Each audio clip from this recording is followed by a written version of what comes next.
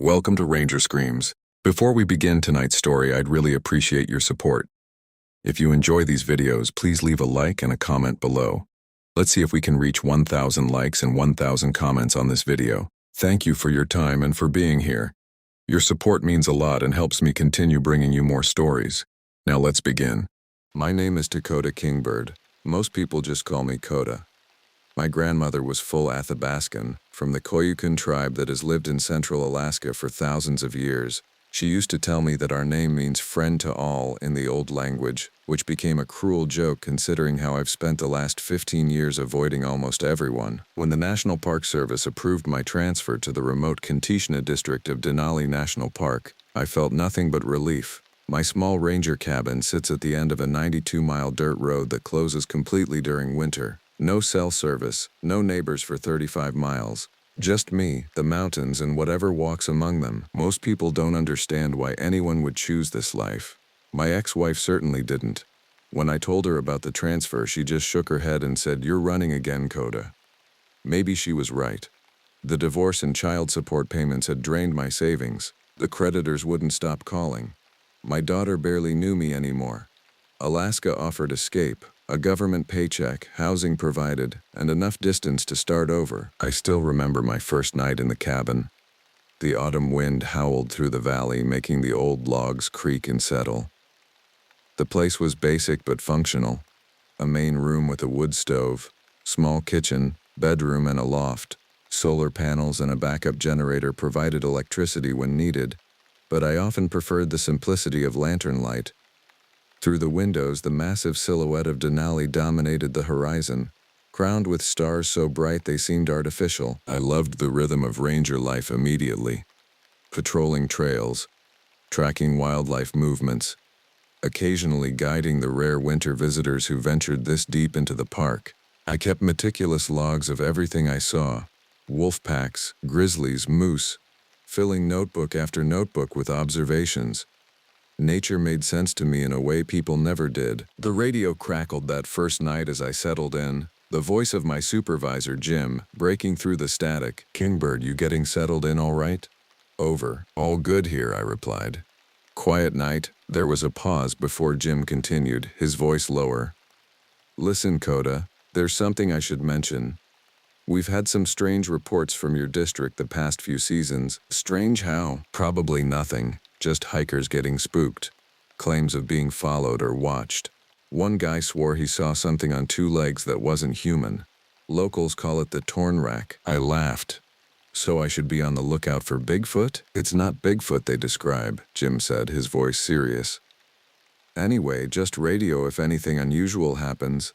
And Coda, don't go hiking after dark. Park policy." I dismissed his warning as the standard caution given to newcomers.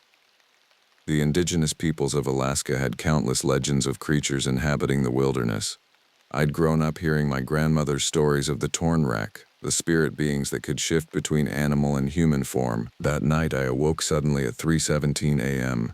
Something had pulled me from deep sleep. A sound unlike anything I'd heard before. Not quite a howl, not quite a scream. It seemed to come from everywhere and nowhere at once, echoing across the valley. I grabbed my flashlight and peered through the frost-covered window.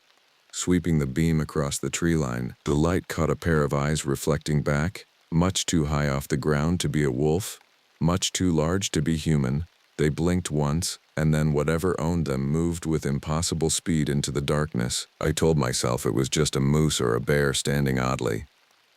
I almost believed it, until I stepped outside the next morning and found the tracks in the fresh snow. They started as clear canine prints, massive, the size of my spread hand, then gradually elongated, the back pads extending until the final prints were unmistakably humanoid before disappearing into the forest. I didn't report it. Who would believe me? But I knew then that something was watching me from the wilderness, something that shouldn't exist, and I was alone, 92 miles from help. For weeks after that first night, I convinced myself I'd imagined those tracks. The human mind seeks patterns instinctively, especially in isolation. Days blurred together in the rhythm of ranger duties, maintaining trails, documenting wildlife sightings, and occasionally assisting the rare winter visitors foolish enough to venture this deep into Denali during the darkening months. My cabin became my sanctuary. I'd spent my Park Service pay on reinforcing it, better locks, sturdier shutters, a more reliable generator. I told myself it was just practical preparation for the legendary Alaskan winters, but deep down I knew better. Each night at dusk, I secured everything, pulling the heavy curtains closed before settling in with books or my shortwave radio, my only connection to the outside world besides the official park radio. November brought the proper darkness. At this latitude, the sun barely bothered to rise before setting again, offering just a few hours of weak twilight. The temperature plummeted, transforming the landscape into something alien and hostile. I loved it. The isolation became a physical thing, something I could wrap around myself like a blanket. Most rangers hated winter assignments. I thrived in them. On a Tuesday morning, though days of the week had little meaning here, I was cataloging animal tracks near Wonder Lake when I found the deer, or what remained of it. Something had torn the animal apart with surgical precision, removing internal organs with almost methodical care. The spine had been extracted entirely and placed beside the carcass like a specimen for examination. No predator I knew hunted like this. Not bears, not wolves, not wolverines. The snow around the kill site was disturbed, but among the chaos I found a single pristine print. The same impossible hybrid I'd seen weeks earlier, starting as canine before elongating into something with an opposable thumb. I photographed it, placing my own hand beside it for scale. The print dwarfed mine. I almost reported it that night but stopped myself. I'd heard stories of rangers being pulled from remote posts after showing signs of wilderness psychosis. Instead, I added the photos to a growing file labeled Anomalous Observations. That night, something circled my cabin. I heard it moving through the snow, its breathing heavy and rhythmic. It scraped against the walls, testing the strength of my barricades. The generator failed mysteriously, plunging me into darkness. I sat motionless in the center of the main room, rifle across my knees, listening as it systematically checked each window, each door. I didn't sleep. When dawn's faint glow finally appeared, I found fresh tracks completely encircling the cabin. In one spot beneath my bedroom window, the snow was melted in a perfect circle, as if something feverishly hot had lain there listening to me breathe. The radio call came just after noon. "Kingbird, this is headquarters. We've got hikers missing near your sector. Group of 3, last radio check-in was yesterday afternoon near the old mining camp. Can you investigate? Over." I gathered my emergency pack, strapped on snowshoes, and headed out. The old mining camp was about 4 miles northeast of my cabin, an abandoned cluster of derelict structures dating back to the gold rush. Nobody should have been camping there, especially not in November. The weak daylight was already fading as I approached the camp. The first thing I noticed was the silence. No birds, no wind, as if the forest itself was holding its breath. The second thing was the smell. Copper and ammonia, with undertones of something fetid. I found their tent shredded, supplies scattered. The snow was chaotic with tracks, human footprints showing they'd run in separate directions.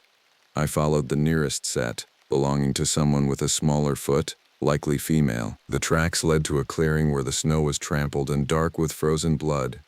No body, just a single boot containing what I first thought was a piece of wood. When I looked closer, I realized it was a human femur, snapped cleanly and hollowed out like a marrow bone. Something moved in the trees behind me, a swift shadow darker than the gathering night. I spun, rifle raised, scanning the forest line. Nothing visible, but I felt it watching, assessing.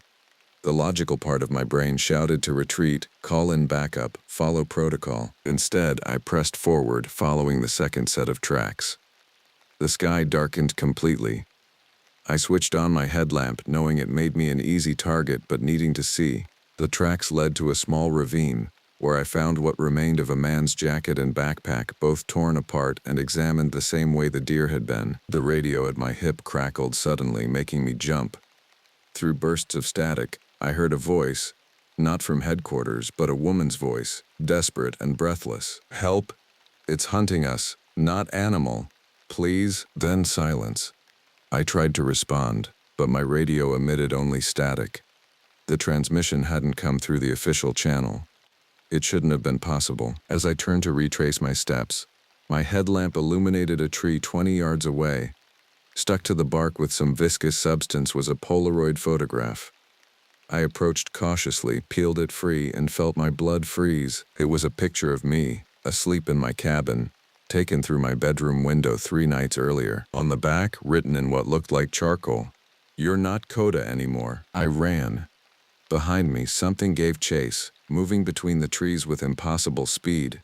I made it back to my cabin, sealed every entrance, and spent the night with my rifle aimed at the door, listening to it circle, scrape, and whisper words that should have been unintelligible, but somehow I understood. It was calling me brother. The official report I filed about the missing hikers mentioned signs of a bear attack. I submitted their personal effects, what little I'd recovered, and coordinates for a recovery team to investigate when weather permitted.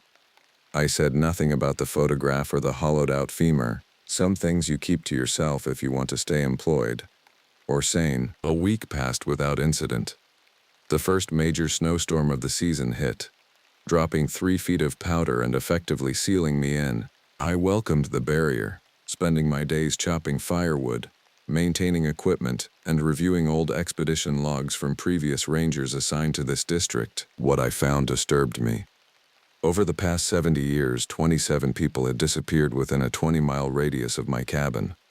Most cases were attributed to exposure, bears, or hikers wandering off trail, but the reports contained inconsistencies, strange tracks, unexplained noises, equipment failures. One account from 1983 described a search and rescue operation for a missing family where the team's dogs refused to track, instead cowering and whimpering whenever led into a particular valley. The most recent case before the hikers involved a wildlife photographer who vanished 3 years ago. Rangers found his campsite intact, coffee still warm in a mug, camera equipment set up on a tripod. The memory card from his camera contained hundreds of images of the same location at different times of day. The final photo showed a blurred, dark figure standing upright among the trees, proportions all wrong, too tall, limbs too long, head oddly elongated. The official explanation: camera malfunction followed by a fatal fall in unmarked territory. I knew better now. On the 8th day after the storm, as I was performing maintenance on the snowmobile, I noticed something unusual: a precise line of evenly spaced objects leading from the forest edge toward my cabin. Upon closer inspection, I discovered they were animal vertebrae from various species arranged in a perfect straight line, each exactly 12 inches apart, stretching over 40 feet. The final vertebra, placed at my doorstep, was unmistakably human. That night, the temperature dropped to -30. The cold made the cabin walls contract and pop, sounds that would normally fade into the background of wilderness living. But among these familiar noises came something new. A rhythmic tapping at each window, moving systematically around the perimeter of the cabin. Tap, tap, tap, pause, tap, tap, tap. Like a visitor announcing their presence, I sat motionless in the dark, watching my breath crystallize in the beam of my flashlight. The tapping stopped at the north window, replaced by the sound of something dragging sharp points down the glass. When it finally moved away, I approached cautiously and peered out. Words had been etched into the frost from the outside. "Let me in, brother." The morning brought no relief. Though I'd secured every entrance, I found muddy paw prints across my kitchen floor, leading to the pantry where every can and package had been examined and replaced with obsessive precision. Nothing taken, just touched and assessed. On my pillow lay a crude doll fashioned from twigs and sinew, its head formed from a small animal skull. I burned it immediately. Later that day, I received a radio call that the weather had cleared enough for a supply drop. This was standard for remote stations. A small plane would fly over and parachute essential provisions. The pilot, Marcus, was someone I'd worked with in Olympic National Park years earlier. As the plane approached, I prepared the drop zone, clearing fresh snow and setting up flares. The familiar drone of the engine brought an unexpected wave of emotion, a reminder that the outside world still existed. The small Cessna made 2 passes. On the third, it aligned for the drop. I waved, and Marcus waggled the wings in response. The supply package deployed, its small parachute blooming against the blue sky. Just as the plane began to climb, something impossible happened. A dark shape burst from the tree line, covering an impossible distance in seconds. It leapt, higher than any earthly creature should be capable of, and caught the plane's landing gear. The aircraft lurched violently. I watched in horror as it struggled, dipping and weaving erratically. Through my binoculars, I glimpsed the thing clinging to the undercarriage, a form that seemed to shift between canine and humanoid, fur or skin ink black against the snow brightness. The plane disappeared over the ridgeline, the sound of its engine sputtering before going silent. No explosion, no crash, just silence. I called frantically on all radio channels. Nothing. The supply package had landed in a clearing about half a mile away. I approached it cautiously, constantly scanning for movement. The container was standard, waterproof, impact-resistant, filled with the requested supplies, plus mail and official communications. Tucked inside was a personal note from Marcus. Coda, heard you've been having strange experiences out there. You're not the first. Check the USB drive. There's a file labeled Torn Rack Incidents that never made the official records. Watch your back, old friend. Some say it chooses one person each generation, gets inside their head, changes them. If you start feeling different, get out immediately. Marcus. I never found the crash site. The search and rescue team reported no wreckage, no emergency locator transmitter signal. The official report listed Marcus as missing, presumed dead due to catastrophic mechanical failure over remote terrain. That night, as a new storm approached, I heard a plane engine. Rushing outside, I saw nothing in the cloud-heavy sky, but the sound persisted, circling overhead for hours. Just before dawn, it stopped abruptly, replaced by something scratching at my door. "Let me in," came a voice that was almost, but not quite, Marcus's. "It's cold out here, Coda. Help me, I'm hurt." I didn't answer. I didn't open the door. The scratching continued until sunrise, then stopped. In the fresh snow outside, I found a pilot's logbook. The final entry, written in Marcus's handwriting but with strange, jagged letter forms, read, "The sky belongs to it too. Nowhere to run. Coda knows. Coda's next. Coda's becoming." The transformation had begun, though I didn't recognize it yet. I just knew something was watching me constantly now, learning my patterns, my weaknesses, waiting for me to break or join it. In my dreams that night, I ran on all fours through the snow, exhilarated by new strength, new senses, guided by ancient hunger. I woke tasting blood. The USB drive Marcus left contained hundreds of files dating back to the 1950s when rangers first began documenting unusual occurrences in the Kantishna district. The incidents followed a pattern. Every 7 to 10 years, disappearances would spike. Strange animal behavior would be reported, and equipment would fail inexplicably. Then, just as suddenly, everything would return to normal. The most disturbing file contained interviews with Athabascan elders from neighboring villages. They spoke of the Torn Rack as neither spirit nor beast, but something in between. A consciousness that had existed since before humans came to these lands. They described it as a shapeshifter that could manipulate perception, but its true form resembled a massive wolf that walked as a man. According to the elders, the Torn Rack didn't just hunt. It selected.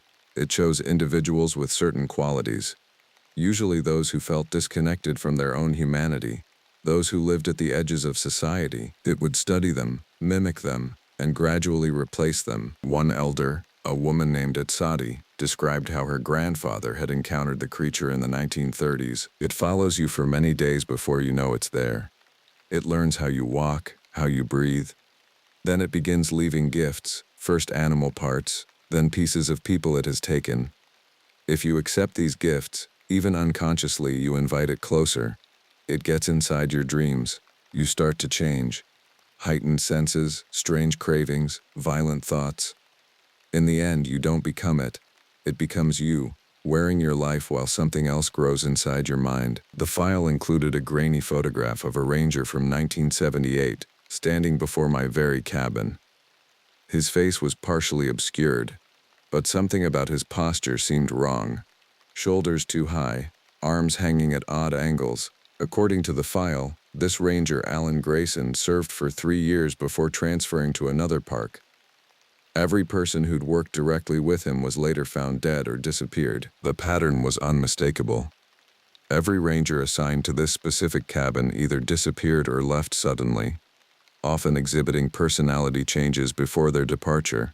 The cabin itself had been rebuilt twice, once after a fire in 1965, and again after an unexplained structural collapse in 1992. I was beginning to understand why this position had been so easy to get. I needed to speak with someone who might know more.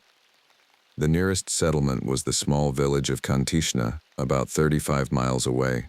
A former mining community now home to just a few dozen year-round residents, mostly native Athabascans. In summer, I could have made the journey in a few hours by vehicle along the park road. In winter, with the road closed, I would need to snowmobile across difficult terrain. The journey took nearly 5 hours. The temperature hovered around 20 below, and twice I had to stop to clear ice from my face mask. I felt watched the entire time, glimpsing shadow movement at the periphery of my vision. Once, crossing a frozen creek bed, I heard what sounded like my own voice calling my name from the trees, though my mouth was firmly closed behind my balaclava. Kantishna appeared as a cluster of smoke plumes before I could see the buildings. Most structures were dark, buttoned up for winter, but a few showed signs of occupation. I headed for the community center, a combination general store, post office, and gathering place. Inside, the warmth was almost shocking after hours in the bitter cold.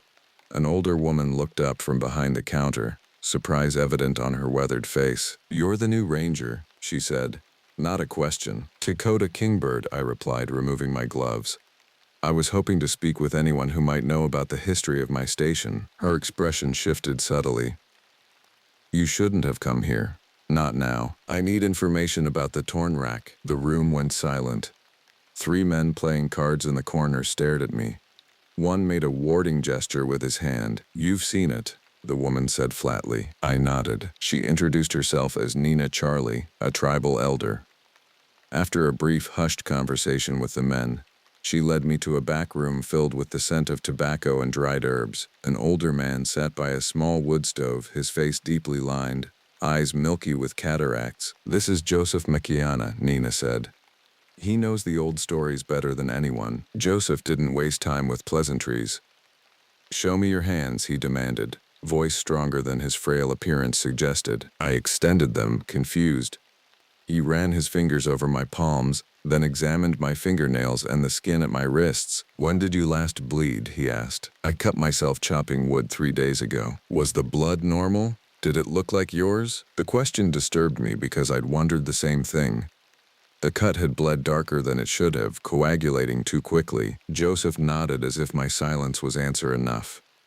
"It's already beginning. The changing." For the next hour, he explained what the tribal stories said about the torn rack. It wasn't a werewolf or skinwalker as European traditions might categorize it. It was something older, a being that existed before categories, before language could describe it. It was attracted to liminal spaces and liminal people, those caught between worlds, identities, or states of being. "Your grandmother was Koyukon," he said, somehow knowing this without being told. "But you were raised away from her traditions. You belong neither to her world nor the white world. The torn rack seeks this quality." He described the progression. First the stalking, then the gifts, then the dreams where you run as something else. The final stage was the splitting, when your human consciousness began to separate from your body, making room for the torn rack to move in. "How do I stop it?" I asked. Joseph was silent for a long moment, stirring the fire. "You can't stop what's already started, but you might be able to direct it." He gave me a small leather pouch containing a mixture of herbs and other substances I couldn't identify. "Burn this inside your cabin. It won't drive it away, but it might slow the process, give you time to decide." "Decide what? Whether to fight what you're becoming or embrace it?" As I prepared to leave, Nina pressed a carved wooden token into my hand, a stylized wolf with human eyes. "Keep this close. Remember who you are, Dakota Kingbird." The return journey was worse. Night had fallen, and my headlamp created more shadows than it dispelled. Twice I had to stop and restart the snowmobile when it died for no mechanical reason. The cold seemed to penetrate my insulated gear, reaching for my bones. 5 miles from my cabin, I spotted a figure standing in my path. A man-shaped silhouette, too tall, too still in the sub-zero night. As I approached, it dropped to all fours and loped into the trees with fluid, impossible speed. Upon reaching the cabin, I found my door standing open, though I'd locked it before leaving. Inside, nothing was disturbed except for my bed. The sheets were arranged in a perfect nest-like circle, and placed in the center was a complete set of human teeth. I burned Joseph's herbs that night, filling the cabin with acrid smoke. As dawn approached, I heard something heavy circling the cabin, breathing in labored gasps. It spoke again in a voice that was almost mine. "Let me in, Coda. I'm so cold. I'm what you're becoming. I'm what you've always been." For the first time, I answered, "What do you want from me?" The response came not from outside, but from deep within my own mind. A voice that resonated through my skull like it belonged there. "Everything. Nothing. Your place, your name, your loneliness, your perfect isolation." I didn't sleep again that night. In the mirror the next morning, I noticed my canine teeth had grown slightly longer, and the irises of my eyes had lightened from brown to amber. The transformation was accelerating. December in central Alaska means perpetual twilight. The sun barely clears the mountain peaks before setting again, offering at most a few hours of gray, diffuse light. This endless dusk distorts perception. Shadows stretch and move when they shouldn't. Distances become difficult to judge, and the mind plays tricks, desperate for visual stimulation in the darkness. After my visit to Kantishna, I maintained radio contact with headquarters daily, if only to hear human voices. I reported unusual wildlife movements, weather patterns, anything to seem normal. Inside, I was changing. Food lost its appeal unless it was nearly raw. My sense of smell heightened dramatically. I could detect a moose crossing my territory from miles away.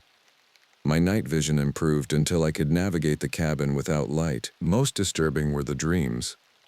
Each night I experienced the same sequence, running through the snow on all fours, part of a pack that wasn't quite wolf but something older, hunting humans that looked oddly familiar. I would wake gasping, my sheets soaked with sweat despite the freezing temperatures, my muscles aching as if I'd actually been running for hours. The wooden token Nina had given me became my talisman. I kept it constantly in my pocket, touching it whenever the strange thoughts became too intrusive. When I held it, I could remember who I was: Dakota Kingbird, human, ranger, father. 17 days after my encounter with Joseph, the radio brought unexpected news. "Kingbird, this is headquarters. Your ex-wife has been trying to reach you through official channels. Your daughter Lily is arriving at the park entrance tomorrow for her scheduled winter visit. Apparently this was arranged months ago. Do you copy?" I froze. I had completely forgotten. Before the divorce, Sarah and I had agreed Lily could spend part of her winter break with me. With everything that had happened, it had slipped my mind entirely. "Negative headquarters, she can't come here. Not now. Tell Sarah there's been a mistake." "Too late, Kingbird. She's already en route from Anchorage. The superintendent has approved a snowcat to bring her to your station. ETA 1600 hours tomorrow." Out. Panic seized me. My 13-year-old daughter couldn't come here. Not with what was happening. Not with what I was becoming. I tried repeatedly to radio back, to explain there was danger, but headquarters had moved on to other business. I spent the day in frantic preparation, securing the cabin, checking windows and doors, hiding my notebooks filled with increasingly paranoid observations. I cleaned obsessively, trying to remove any trace of the strange gifts the Tornrak had left. Most importantly, I needed to appear normal for Lily. The snowcat arrived precisely at 4 p.m. the next day. I watched from the window as Lily stepped out, bundled in a bright blue parka that made her look smaller than I remembered. She had Sarah's eyes and my stubborn jaw. Seeing her standing in the snow, a backpack slung over her shoulder, caused something to shift inside me, a fierce protectiveness that felt more animal than human. "Dad," she called, running toward me as I stepped onto the porch. Her embrace nearly knocked me backward. She smelled of airplane disinfectant, chocolate, and the lavender shampoo Sarah always bought. "The driver says he'll be back in 5 days, she said, pulling away to look at me. Her smile faltered. "Dad? Are you okay? You look different. I forced a smile. Just tired, Lil. Long days up here. As the snowcat departed, I felt a familiar prickling sensation at the base of my spine. We were being watched from the tree line. I hurried Lily inside, securing the door behind us. The first evening passed in awkward conversation.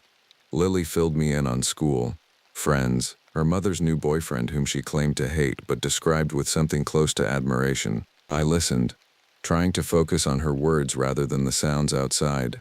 The scraping at the walls that had become so familiar, the almost subsonic growl that vibrated through the floorboards. Around midnight, as Lily slept in the small spare room, I heard it circling the cabin again. This time it spoke clearly through the walls. She smells like prey, brother. Sweet and young. Let me see her. Let me in. I clutched Nina's token so hard it cut into my palm. Stay away from her, I whispered. A low laugh responded. My own laugh, distorted and wrong. You can't keep her from me. I'm already inside. I'm in you. The next morning, Lily found me sitting at the kitchen table, still awake, a hunting knife in my hand. I quickly hid it and prepared breakfast, trying to act normal. We spent the day inside playing board games and cards. I made excuses about why we couldn't explore outside. Dangerous weather, park regulations, wildlife concerns. By the third day, Lily's patience wore thin. Dad, I came all this way to see Alaska, not the inside of a cabin. Can't we at least walk to that ridge you wrote about in your emails? The one with the view of Denali? I started to refuse, but the disappointment in her eyes broke something in me. The ridge was less than a mile away, a quick hike even in winter conditions. We could be there and back before dusk. Okay, I relented. But we stay together. No wandering off. And we come back the second I say so. The hike started pleasantly enough.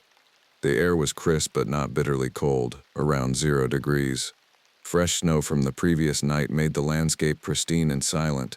Lily chattered excitedly, pointing out animal tracks and unusual ice formations. For a brief time, I felt almost normal.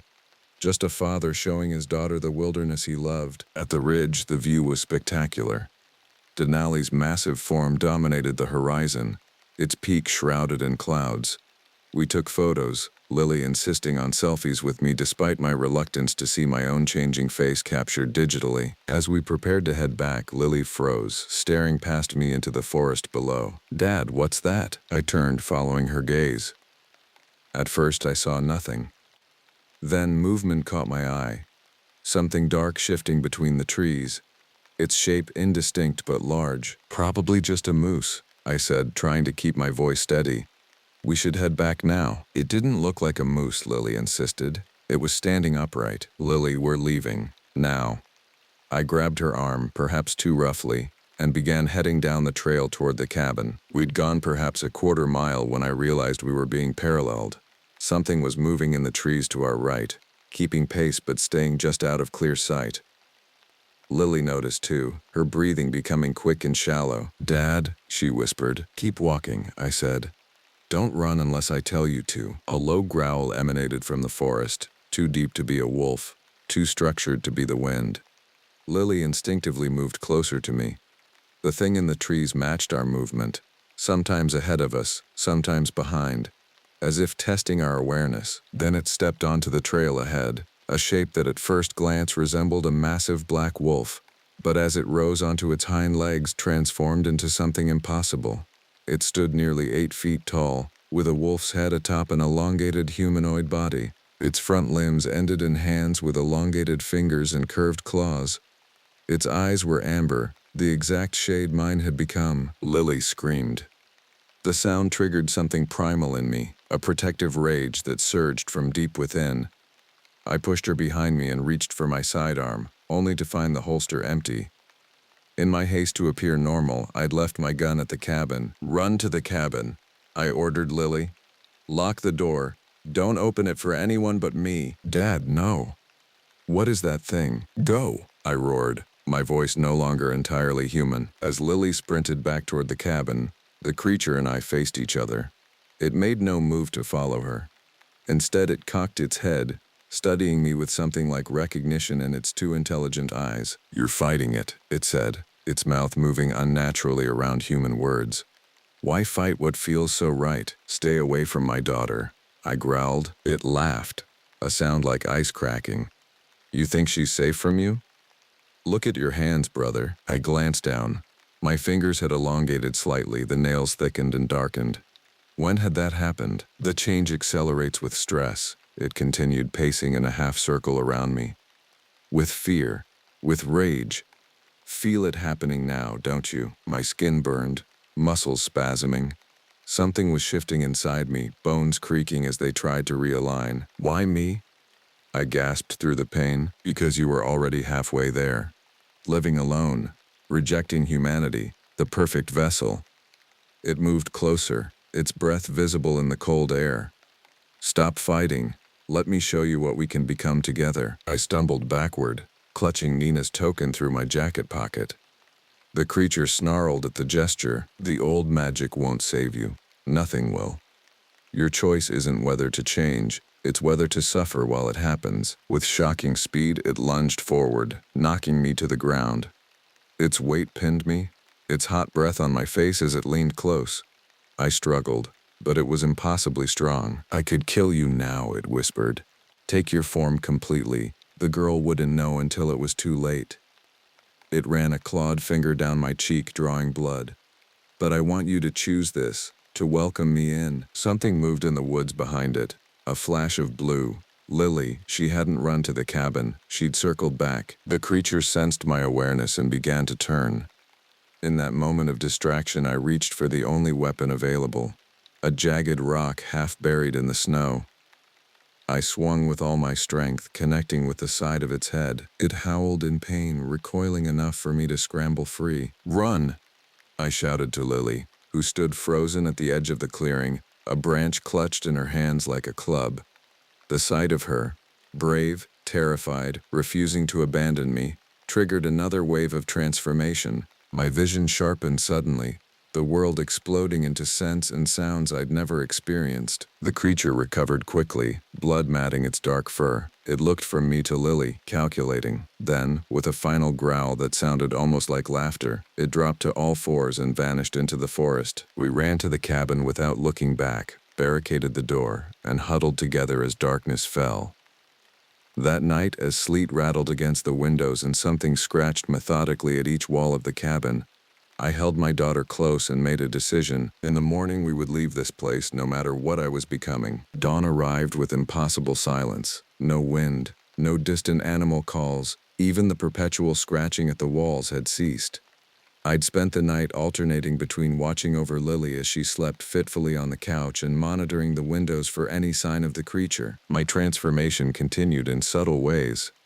My teeth ached, gums receding slightly around elongating canines.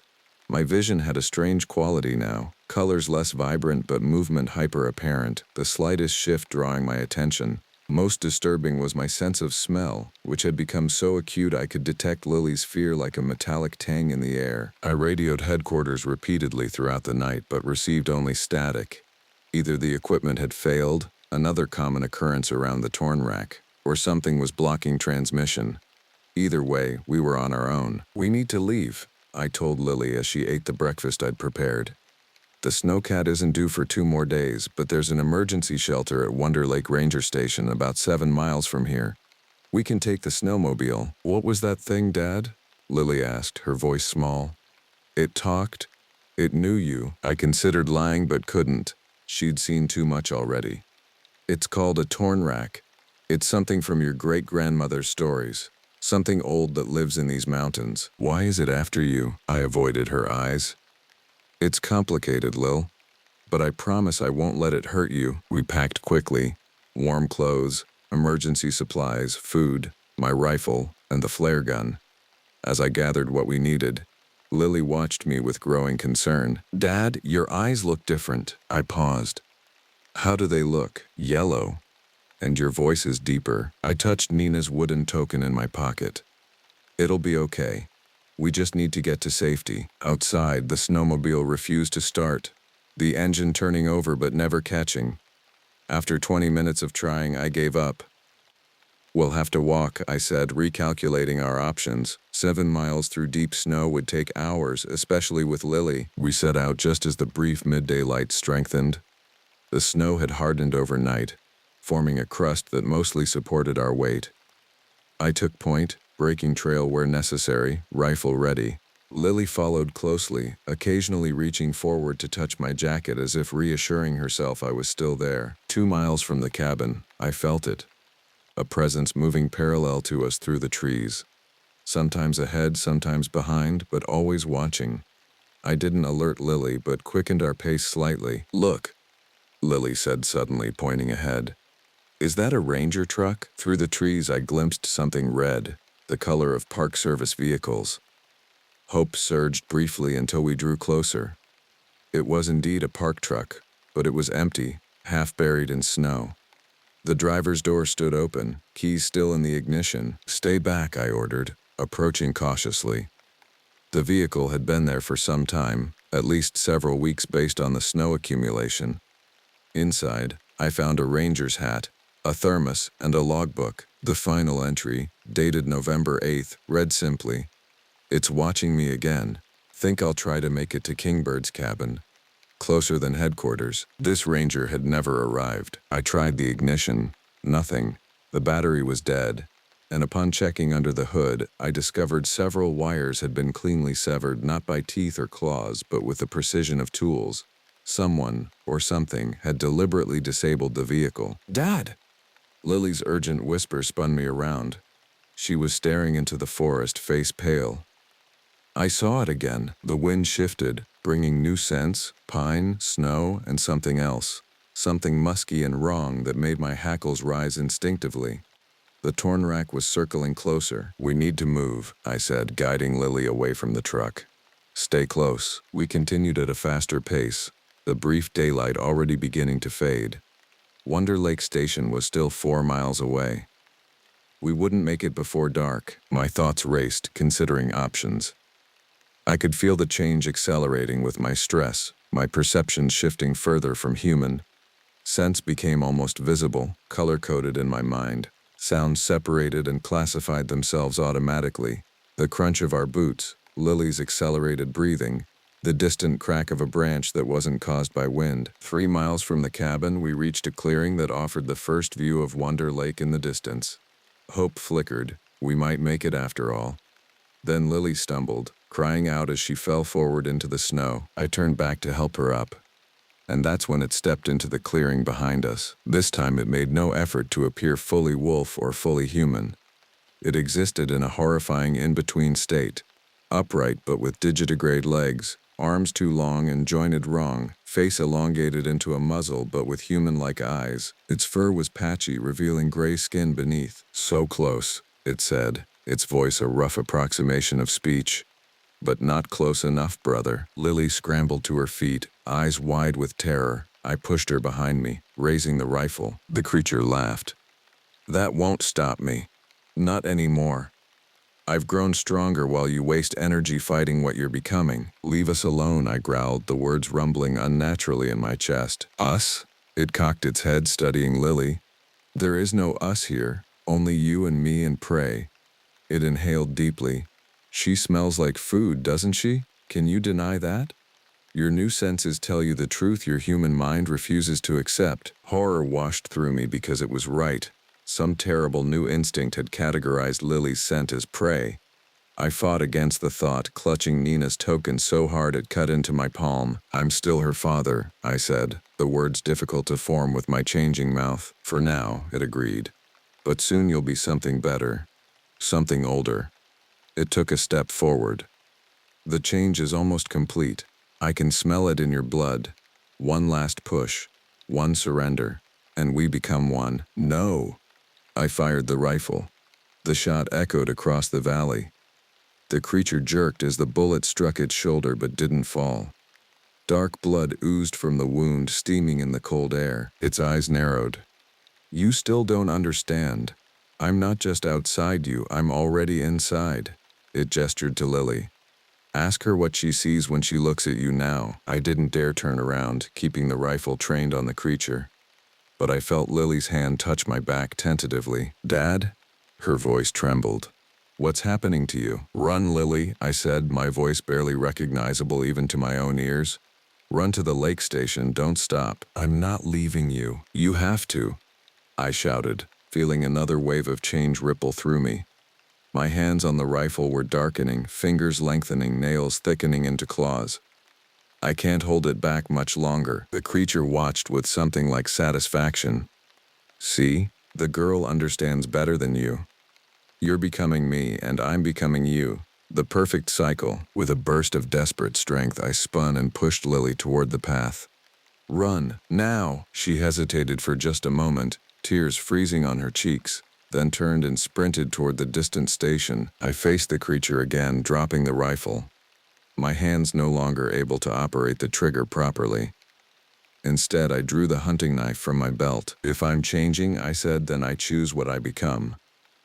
I clutched Nina's token in my left hand, the knife in my right. "And I choose to be what kills you." The creature's expression shifted to something like concern. It sensed the change in me, not a surrender but a focusing of the transformation, directed by my will rather than its influence. I let the change come, no longer fighting it but channeling it. Bones cracked and realigned. Muscles tore and reformed.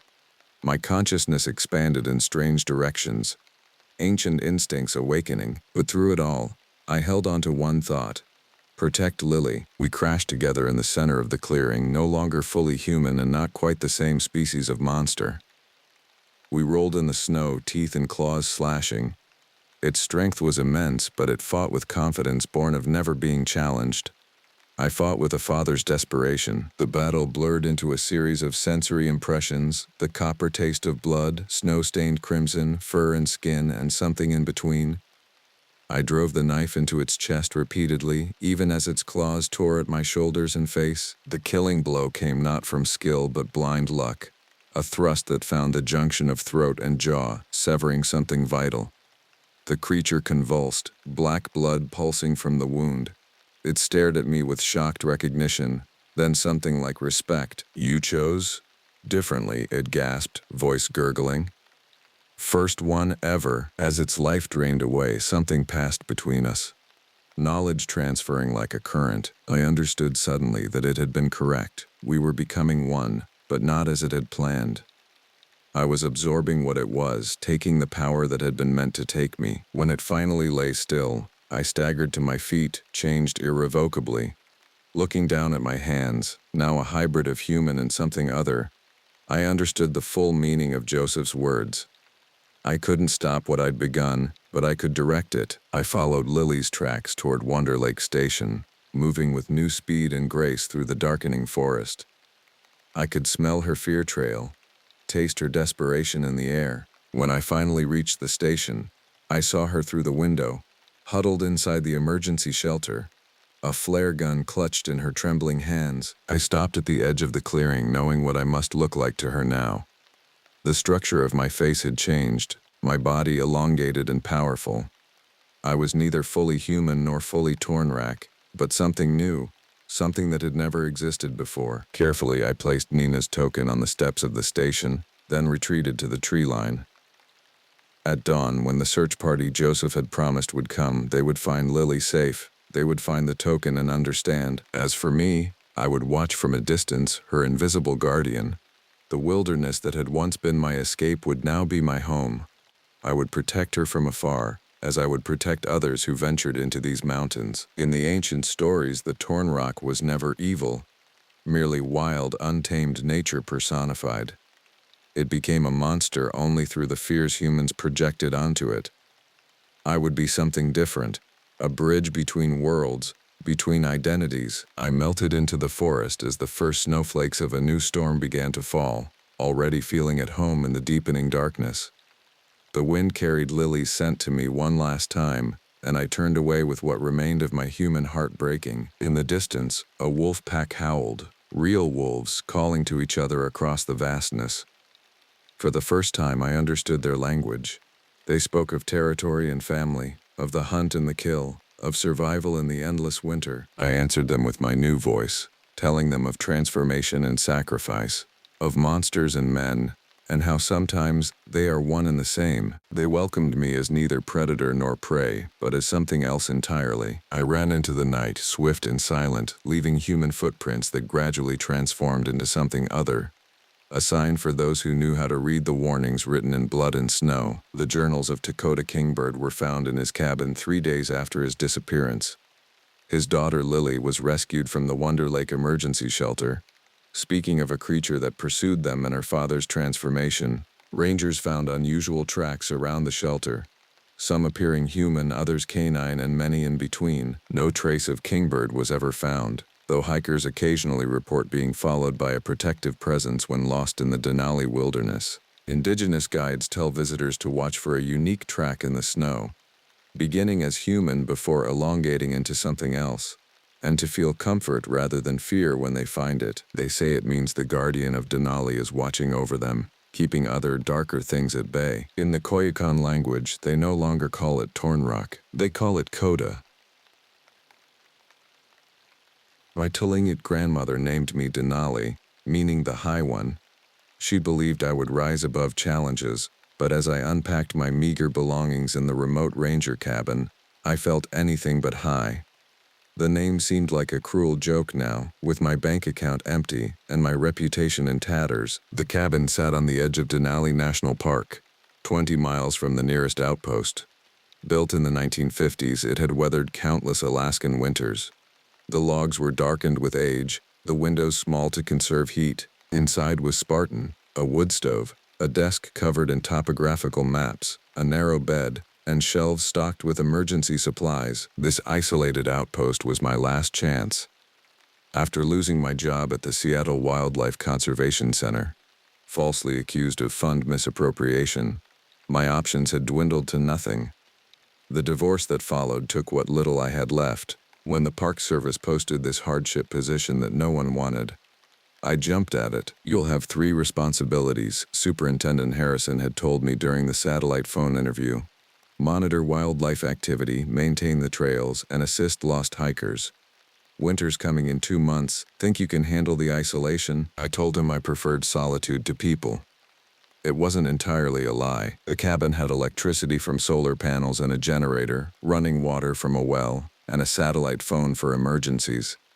A rusted Ford Ranger with chains and reinforced tires sat outside for patrols. My nearest neighbor was an old Athabascan man named George who lived 15 miles east. That first night I stood on the porch watching darkness swallow the trees. The vast Alaskan wilderness stretched in every direction. Spruce forests, rushing streams, and beyond them, mountains wearing crowns of early snow.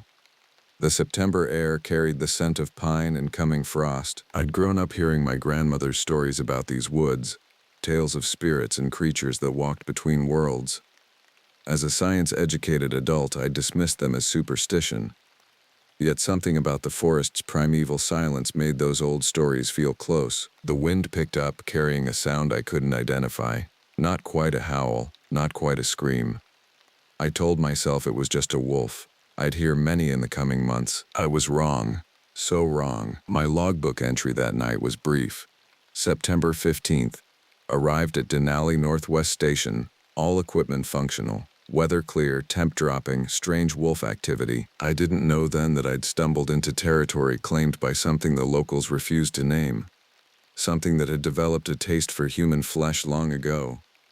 Something that watched me from the darkness that very first night, assessing whether I would be prey or adversary. The official reports called them attacks by rogue wolves or bears. The missing hikers were attributed to exposure, falls, or river accidents. But the old-timers at the trading post 20 miles away exchanged glances when newcomers mentioned heading into the northwest quadrant alone. "Stay on marked trails," they'd say, "and never hike after dark." None mentioned what I would come to know as the Utukangak, the dog man who walks upright. When my grandmother spoke of such things, I'd smile indulgently. Native folklore, I thought. Ecological lessons wrapped in superstition. Now I was alone in a cabin surrounded by ancient forest, with winter approaching and something moving through the underbrush outside. I checked my service pistol, standard issue for rangers dealing with aggressive wildlife, and secured the door. That night I dreamed of running on all fours through the forest, hunger driving me forward. the scent of fear pulling me toward a cabin where fresh meat had arrived. I woke sweating, the wood stove having burned too hot. Outside, the forest was silent in a way that felt expectant rather than peaceful. 3 months, I told myself. I just needed to last through winter until my name was cleared. Then I could return to civilization, reputation restored. I couldn't have known that by first snowfall, I'd be fighting not for my reputation but for my soul. The daily routine helped keep the shadows at bay. Each morning I'd check weather reports, maintain equipment, and patrol a section of the park. The autumn colors were fading, with frost creeping across the landscape each dawn. Winter was coming early this year. On my 4th day, I found the first sign that something was wrong. I was mapping a section of riverbank when I discovered unusual tracks in the mud. They resembled wolf prints but were too large, nearly 14 inches long, and showed a strange pattern. The front prints were deeply embedded, as if the creature had lunged forward from a standing position. More disturbing was the half-eaten carcass nearby. Not unusual to find predator kills, except this wasn't a typical prey animal. It was a full-grown moose bull, its massive body torn apart with strength no normal wolf pack could muster. The spine had been cracked open, the marrow extracted. I photographed everything and collected samples following protocol. But when I radioed in, Superintendent Harrison seemed dismissive. "Probably a bear," he said. "They get aggressive before hibernation." "Bears don't hunt like this," I countered. "And the tracks, just noted in your report, Denali, and stick to marked trails for now." That night I searched the ranger station's old records. Buried in the file cabinet were incident reports dating back decades, many filed by native rangers. They documented similar findings. Outsized tracks, animals killed with unusual precision, and, most telling, the word Utukungak scribbled in margins, later crossed out by official reviewers. I called George, the Athabascan elder living 15 miles away. His voice crackled over the satellite phone. "You've seen signs of it, haven't you?" He didn't wait for my answer. "My grandfather told stories, said it was once a man who starved during a terrible winter, turned cannibal, ate his family. The spirits punished him, made him part dog, forever hungry, never satisfied." "It's just folklore," I said, not believing my own words. "Then why did you call me?" George's laugh was brittle. "Listen, it hunts territory, not just food. You're in its hunting ground now." The next morning, I found dead crows arranged in a semicircle 50 yards from my cabin. Their necks had been broken, bodies untouched. Not for food then, a message. Later that day I encountered a solo hiker named Marcus off-trail. He was gaunt, disoriented, claiming he'd been stalked for days by something he couldn't clearly see. "It herded me," he kept saying. "Like a sheep. Whenever I tried going east it would appear, but it let me head north." Why would it do that? I gave him water and food, then escorted him to safety. He refused to elaborate further, eyes darting to the forest shadows. As I logged the incident, I realized something chilling. North would have taken him deeper into the remote quadrant, away from trails and help. Whatever was out there wasn't just hunting, it was thinking. That night something circled my cabin for hours.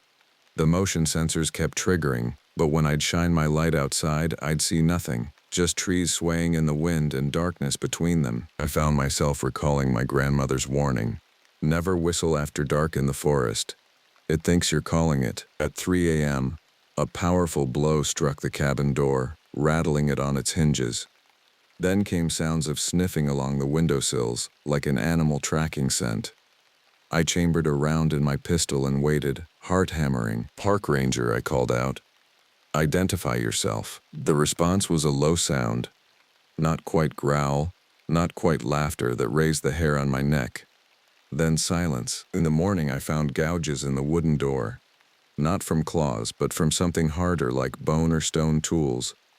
Around the cabin perimeter were those same oversized prints, along with a half-eaten deer carcass left prominently on my front step. A gift? A threat? I couldn't tell. When I reported it, Harrison sounded concerned for the first time. "Listen, Denali, there's a winter storm coming early. We can extract you if needed." I thought of my empty bank account, my ruined reputation. This job was my only chance. "I'm staying," I said. But that night I barricaded the door and kept my gun close. October arrived with biting winds and the first dustings of snow. The forest transformed. creatures preparing for winter's grip, all except one. It grew bolder. The call came at dawn. 3 hikers missing from the Cedar Ridge Trail. Despite my growing unease, this was my job. I geared up. Emergency supplies, first aid kit, GPS, rifle, and sidearm. Then headed out in the Ford Ranger as far as the road would take me. The search area bordered what I now thought of as its territory. Tracks in the early snow told a grim story. The hikers had strayed from the marked trail, perhaps disoriented by sudden fog, and headed northwest, directly toward danger. The first body I found was arranged deliberately at the base of a spruce. Jason Mercer, according to his ID. His chest had been opened with surgical precision, internal organs removed, but no signs of feeding. This wasn't about hunger. I radioed in, requested backup, and continued tracking. The snow made it easy to follow the remaining hikers' trail, and the larger prints that paralleled them. It was hurting them, just like Marcus had described. 5 miles in, I found the second hiker, Diane Williams, hanging from a tree branch. Not by a rope, by sinew threaded through her ankles. Her eyes were open, face frozen in terror. Again, no feeding. This was ritual. The snow began falling heavily, reducing visibility. I should have turned back, waited for the backup team, but the third hiker might still be alive. The tracks were only hours old. 2 miles further, I heard it. A human scream that broke off suddenly. I ran toward the sound, breaking through pine branches into a small clearing. There, in the swirling snow, I saw it for the first time. It stood on 2 legs at least 7 feet tall. Not a man in costume, not a bear standing upright. Its body was emaciated yet powerful, covered in patchy gray-black fur. The head was canine but wrong, the snout too long, the eyes too forward-facing, intelligent. Human-like hands ended in claws, and it wore what appeared to be crude clothing made from hide and bark. It had the third hiker, alive, pinned beneath one clawed foot. Our eyes met across the clearing. It tilted its head, studying me with an intelligence that was more terrifying than any mindless aggression would have been. I raised my rifle. "Federal officer, step back!" The creature made that sound again. The half-growl, half-laugh. Then spoke. Not in words, but in mimicry of human screams it had collected. The sound froze my blood. I fired a warning shot. It didn't flinch. Instead, it reached down and dragged one claw across the hiker's throat. Not deep enough to kill, just enough to draw blood. A demonstration, a negotiation. I understood with perfect clarity. I could leave with my life, or stay and join the others. Every training protocol said to protect the civilian. But facing this creature, I knew my gun wouldn't stop it. The ancient part of my brain recognized a predator higher on the food chain. "I'll be back," I said, lowering my rifle slightly. With others, it made a coughing sound almost like laughter. Then it lifted the hiker, a young man silently pleading with his eyes, and loped into the forest with impossible speed. I didn't pursue. I'm not proud of that. The backup team arrived hours later. We found no trace of the third hiker or the creature. The snowstorm had covered everything. I reported what I'd seen, excluding the impossible details. "Bear attack," I wrote in my official report. Unusually aggressive behavior. No one questioned it. No one wanted to. That night, something scratched at my window. Gentle, almost polite. When I finally gathered the courage to look, I found a bloody Park Service badge hanging from the sill. The third hiker's name was still legible. Aaron Chen, volunteer. Below it, drawn in blood on the glass, was a crude stick figure of a ranger. Me. It knew who I was. It was watching me. And somehow, I knew it had been watching long before I ever arrived. The first snowstorm gave way to an uneasy calm. Search and rescue operations were suspended until spring, standard procedure when the risks outweighed the already slim chances of finding survivors. I was instructed to maintain my station and avoid unnecessary patrols. I should have felt relief. Instead, I felt like a prisoner. Sleep became my enemy. Each night brought dreams of running through snow on all fours, of tearing into warm flesh with teeth not my own. I'd wake gasping, tasting copper in my mouth. With trails now snowbound, I turned to research. The station had dusty archives, Logbooks, incident reports, and local newspaper clippings dating back to the 1940s. I began to piece together a pattern. Every 9 to 12 years, the region experienced a spike in disappearances. Local authorities blamed harsh weather, wildlife, or hiker inexperience. But looking at the dates and locations on a map revealed a clear pattern expanding outward from the northwest quadrant, like territory gradually claimed. Most telling was a yellowed journal from 1953, written by a Tlingit ranger named Thomas Eagle. His entries began professionally, then grew increasingly paranoid. He described a creature stalking him. Exactly what I'd seen. The final entry read, "It doesn't want me to leave. It's learning from me. God help whoever comes next." Eagle's official record showed he died in an avalanche. His body was never recovered. I called George again. "The Utu Kangek chooses one person to know it," he explained. "To witness. My grandfather said it keeps human intelligence alive this way." "Why me?" I asked. A long pause. "Your Tlingit blood, maybe? Or bad luck? Either way, you've been marked." "How do I kill it?" His laugh was hollow. "You don't understand. It's been here longer than us. The old stories say it chooses when to die, passing its spirit to another through consumption of heart and mind." That night, I found paw prints in the snow leading to my generator. The fuel line had been carefully severed, not destroyed in animal rage, deliberately disabled. It was systematically removing my connections to the outside world. The satellite phone still worked. I called Superintendent Harrison. "I need to be extracted," I said flatly. "There's something out here. The storm's getting worse," he replied. "No choppers can fly for at least a week. Can you hold out?" I looked at the window where frozen breath clouded the glass from outside.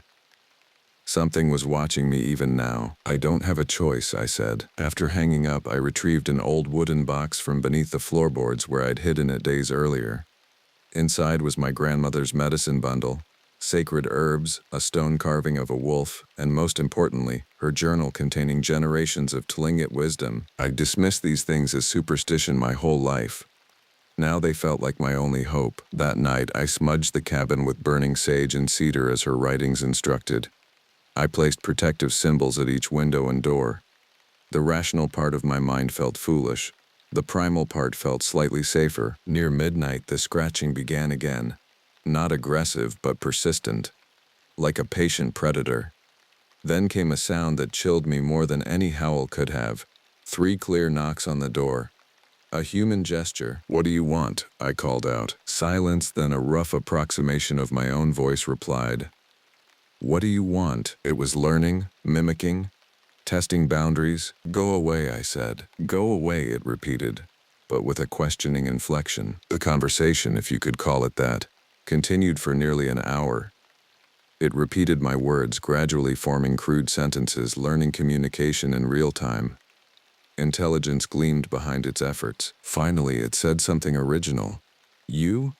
Like me?" The implication sent ice through my veins. It didn't just see me as prey or intruder. It saw something familiar in me. A potential successor. I remembered my dreams of running on all fours, of hunting.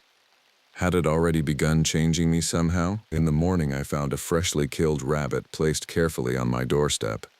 Not mangled, but neatly killed and prepared. Like an offering. Or a lesson. The park's documented history suddenly felt incomplete. How many rangers before me had faced this creature?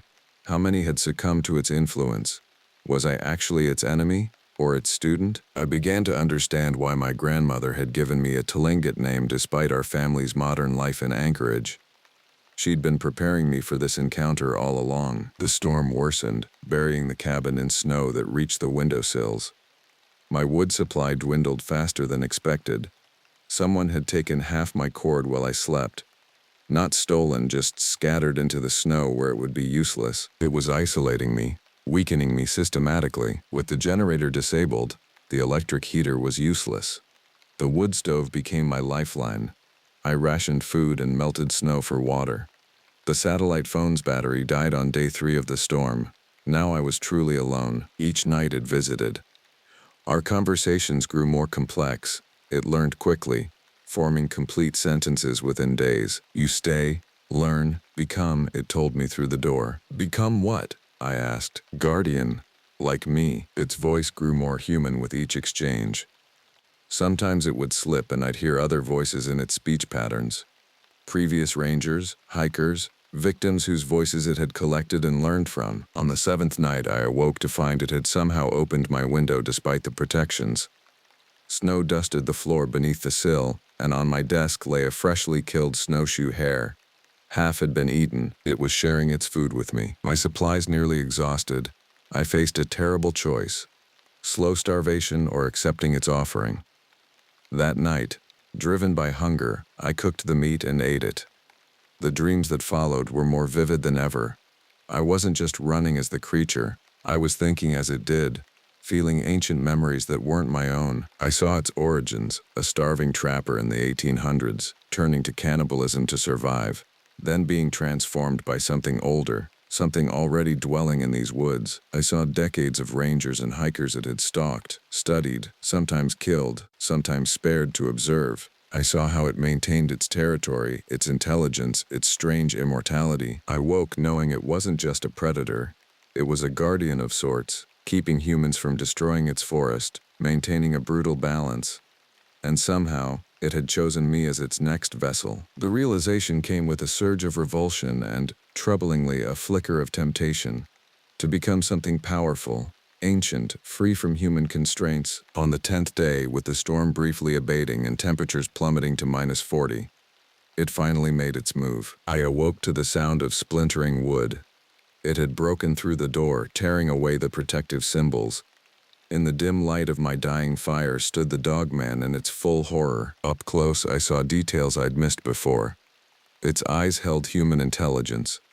Around its neck hung a macabre collection of ranger badges and personal effects from victims spanning decades. Its fur was not natural but a patchwork. Some animal, some human hair woven and matted together. The crude clothing included a tattered Park Service jacket at least 30 years old. Time now, it said in its rough approximation of speech. You ready? I raised my pistol with trembling hands. Stay back. It tilted its head curiously. Bullet, not kill. You know this. It was right. In my dreams, its memories, I had seen it shot before, wounded but regenerating. What do you want from me? I asked, though I already knew. Continuation, it replied. I tired, so old. You become next. It explained in broken sentences mixed with gestures what would happen. It would tear out my heart and consume my brain, transferring its consciousness into me. My body would transform gradually, becoming like its current form. The process had happened countless times over centuries. The current vessel was failing, growing too feral, losing human intelligence. It needed my body, my mind. My Tlingit blood made me especially suitable, it said. The process would be agonizing but would grant me power beyond imagination, knowledge of the forest's deepest secrets, and a form of immortality. As it spoke, I felt a pull. Something inside me responding to its offer, the part that had always felt disconnected from humanity, that found peace in wilderness isolation. It stepped closer, claws extended. Not force, you choose, and God help me. For a moment I considered it. To become the forest's immortal guardian, to shed human weakness and moral constraints. But then I remembered my grandmother's final teaching. Power without compassion becomes monstrous, Denali. Remember who you are. I had one advantage. The creature believed I was willing. It had spent days preparing me, feeding me, sharing its memories. It expected compliance, not resistance. As it reached for me, I threw the contents of my grandmother's medicine bundle into the dying embers of the fire. The herbs ignited with a hissing flash, filling the cabin with thick, aromatic smoke. The creature recoiled, momentarily confused. In that instant, I struck with the stone wolf carving, driving its sharp edge into the creature's eye. It howled, a sound of pain, rage, and betrayal that shook the cabin walls. What followed was a desperate struggle. It was stronger, faster, nearly impervious to injury. But I had my grandmother's knowledge and the creature's own memories glimpsed in dreams. I knew its few vulnerabilities. We crashed through the cabin, destroying everything in our path. Its claws opened deep gashes across my chest and arms. My gun emptied into its body to minimal effect, but the ceremonial stone kept drawing blood with each strike. weakening it in ways ordinary weapons couldn't. In a final, desperate lunge, I drove the stone carving into the center of its chest, where I'd seen in shared dreams a peculiar scar marking the location of its heart. The creature froze, a look almost like relief crossing its inhuman features. "Next time," it wheezed. "You ready then?" Its body began to change, collapsing inward, the fur and flesh slowing away until only bones remained. Human bones mixed with something other, something older. The skull was strangest of all. Partially human, partially canine, with teeth too numerous and eye sockets that faced forward like a predator's. As I watched, even these remains crumbled to dust that scattered across the cabin floor. The storm outside ceased abruptly. Silence fell, broken only by my labored breathing and the drip of blood from my wounds. I had won, or so I thought. The rescue team found me 3 days later, half frozen in the destroyed cabin. My wounds were severe but not fatal. I told them a rogue bear had broken in, driven by hunger. They believed me. Why wouldn't they? The alternative was unthinkable. Superintendent Harrison offered me administrative leave with counseling, standard procedure for rangers after traumatic wildlife encounters. I accepted gratefully, spending 2 months recovering in Anchorage. The official report listed a bear attack. The missing hikers remained missing, presumed dead from exposure. Case closed, but I couldn't forget. More importantly, I couldn't ignore what had changed within me. It started small. Heightened senses, strange cravings for raw meat, dreams of running through snowy forests. I found myself growling at a threatening dog. My fingernails grew faster, stronger. A doctor noticed my canine teeth had become slightly more pronounced, but attributed it to an unusual grinding pattern. I visited my grandmother's grave and finally understood her warnings. She had encountered it too, or someone who had. The protective knowledge she passed down hadn't been superstition but survival tools against something real. Research led me to similar legends across North America. The Wendigo of Algonquian peoples, the Skinwalkers of Navajo belief, the Rougarou of Métis lore. Different names for perhaps the same phenomenon, humans transformed into something between man and beast, driven by hunger and bound to specific territories. What troubled me most was the question: had I truly killed it, or merely its vessel? Those final words, "Next time, you ready then?" haunted me. 6 months after the attack, I returned to service. Not to the same cabin, that site was abandoned, but to a different station in Denali National Park. I requested the assignment specifically. The dreams continue, more vivid than ever. Sometimes I'm the creature, hunting. Sometimes I'm myself, being hunted. Sometimes the line blurs disturbingly. When I look in the mirror after waking, my eyes seem different. The pupils slightly elongated, the irises yellower than before. Hunger comes in overwhelming waves. I've become an exceptional tracker, sensing things other rangers miss entirely. Harrison has noticed my changed abilities, complementing my natural instincts. If he notices how I sniff the air to detect hikers miles away, he doesn't mention it. I patrol the northwest quadrant regularly, drawn there despite knowing better. The site where I killed the dogman remains unusually silent.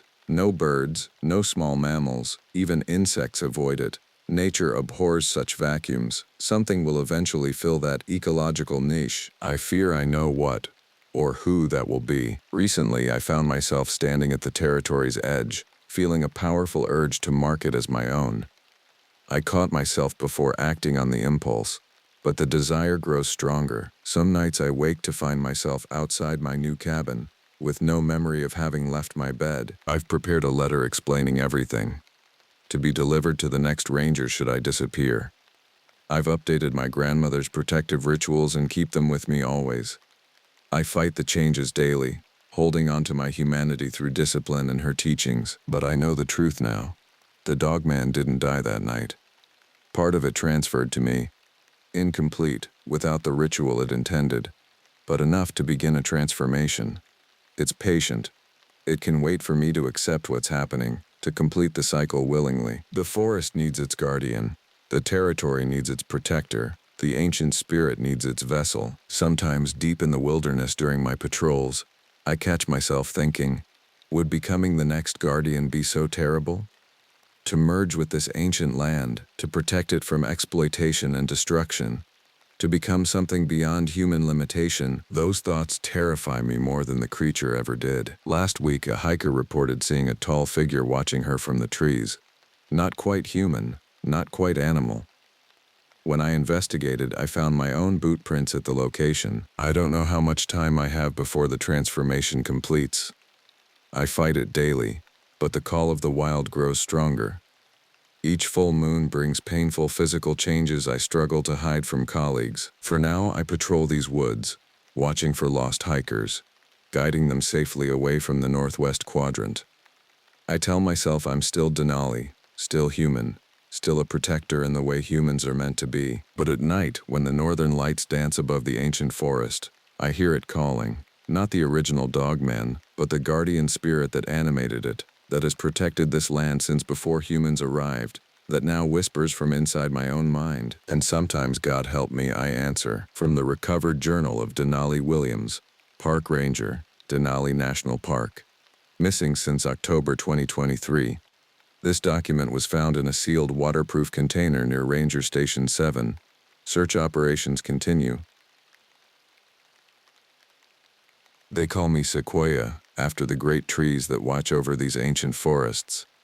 I've lived among them for years now, treading the hidden paths that wind through the shadowed heart of the wilderness. As a park ranger, it's my duty, and my passion, to protect this untamed land and guide the rare souls brave enough to venture into its depths. But there are places in this forest where even I fear to walk. Secrets dwell in the mist-shrouded valleys and fern-choked glens, primal things that have stalked these woods since long before man ever set foot here. Growing up on the Hoopa Valley Reservation in Northern California, I was steeped in the legends of my people, the Hoopa tribe.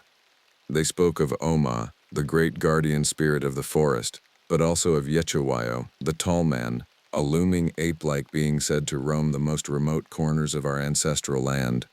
Parents would warn misbehaving children that if they wandered too far into the woods, Yechawayo would snatch them up and drag them away, never to be seen again. We all grew up fearing the tall man.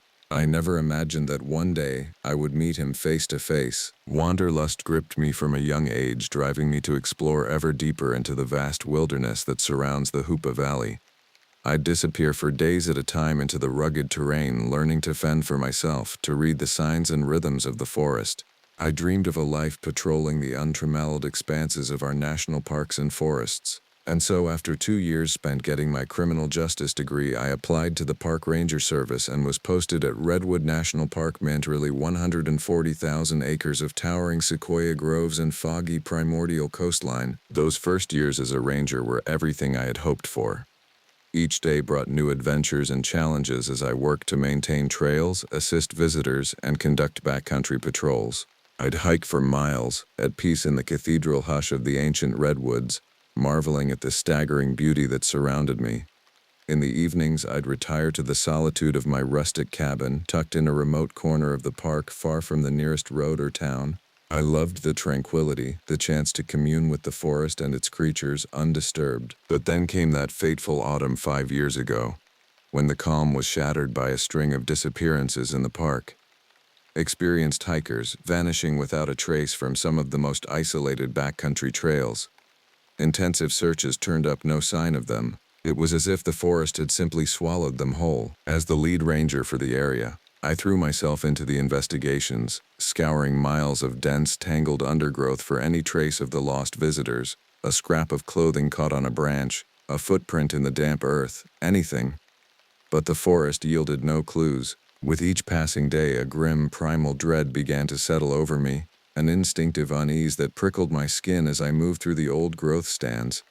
Something was out there in the shadowed depths of the forest, something ancient and hungry watching from the trees. I could feel its presence, like a cold breath on the back of my neck. The old stories of the tall man began to stir in my memory. Still, when the first reports came in from spooked hikers claiming to have glimpsed a huge hairy creature loping through the forest, I dismissed them. Bigfoot sightings were a dime a dozen in the Pacific Northwest, and in my experience they could always be chalked up to tricks of light and shadow, overactive imaginations, or the occasional hoax. But as the sightings multiplied, all describing an identical figure, towering, hair-covered, with long arms and a loping, shambling gait. A cold dread took root in my gut. It couldn't be. It was late October when I had my first encounter with the thing that would come to haunt my every waking moment. I had been out on a multi-day backcountry patrol, covering one of the most remote sectors of the park. The day was dying, shadows gathering beneath the towering sequoias as I made my way along an ancient game trail, back toward the discreet ranger outpost where I'd be spending the night. I had just reached a small clearing when a sound made me freeze mid-stride, the hairs on my neck standing on end, a strange wheezing snuffle like a large animal scenting the air. It seemed to echo from the trees at the far side of the clearing. Slowly I turned to face the source of the sound, my hand instinctively falling to the bear spray at my belt. At first I saw nothing but the black tangle of undergrowth and the dying light filtering down through the canopy high above. But then something shifted in the shadows, a huge dark shape detaching itself from the trees. As it moved into the clearing, I felt my blood turn to ice in my veins. It was vaguely humanoid, but no human could ever reach that staggering height. 8 feet at least. Shaggy, matted fur, the color of damp earth, covered its powerful frame. But it was the face that froze me, a flat, almost human visage with small, glinting eyes sunk deep under a heavy brow ridge. It swung its massive, fur-covered head from side to side, its nostrils flaring as it scented the air. And then those glinting eyes locked on me. For a single terrifying heartbeat, I was certain that it would charge. But then with a noise somewhere between a grunt and a snarl, it turned and vanished back into the trees, its long, shaggy form quickly swallowed up by the gathering dark. I stood there for a long moment, my heart jackhammering against my ribs, my mind reeling.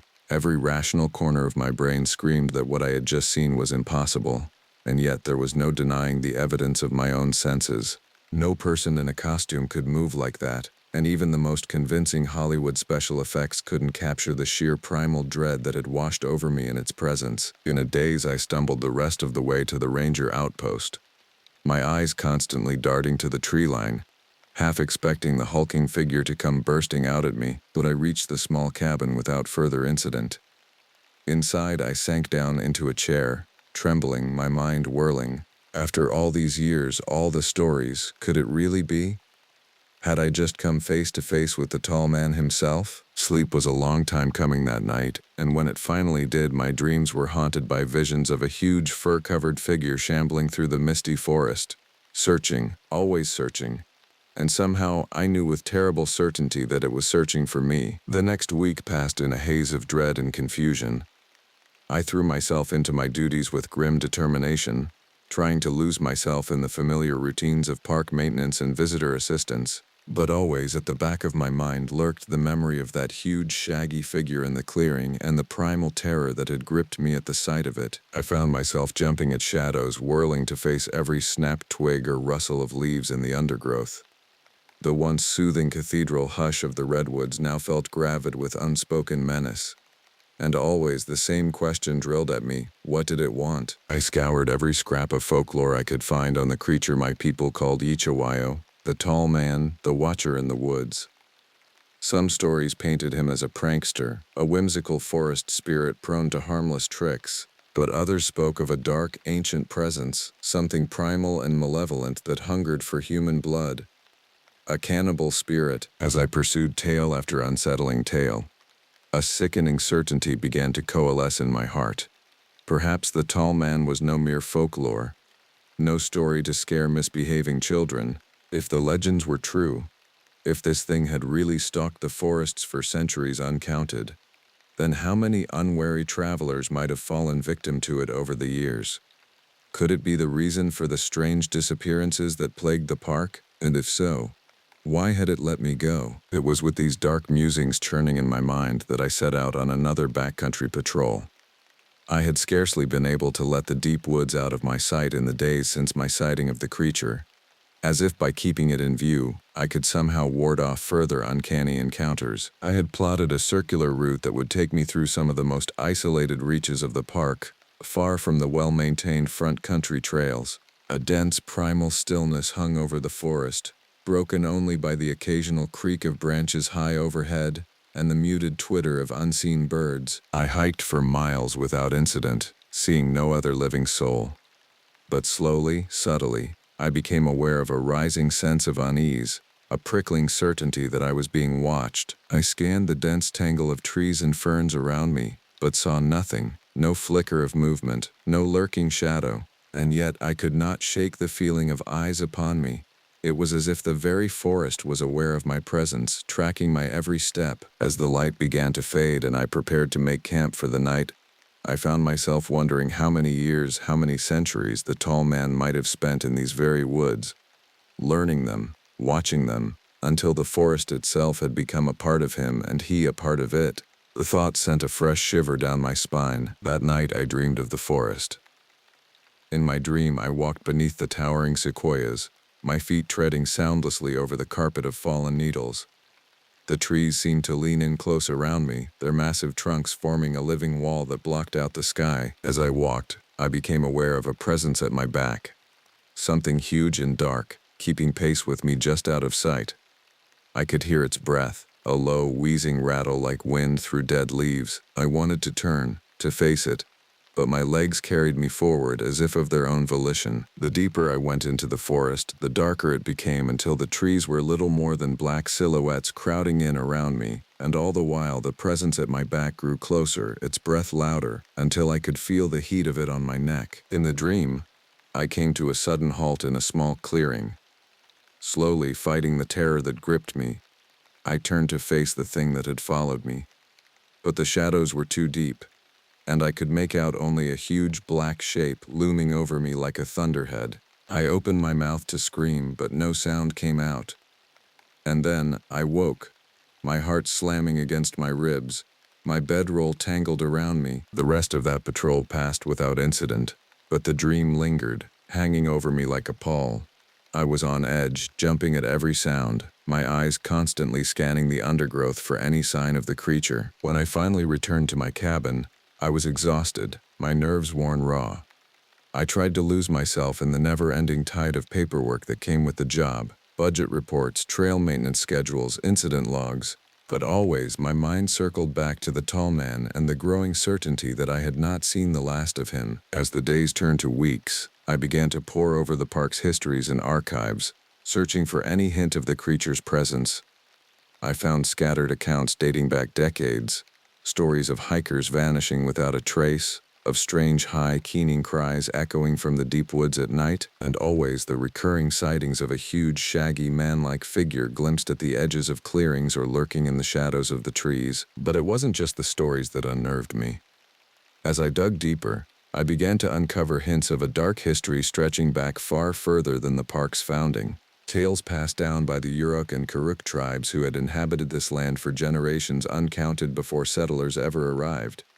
Tales of a primordial spirit, a sentinel of the ancient forests, a being known by many names: Kwamshita, Saskiatul, Noomshkwumi, the Dark Walker, the Guardian in the Mist. The more I read, the more the threads seem to come together, weaving a tapestry of ancient secrets and unspoken dread.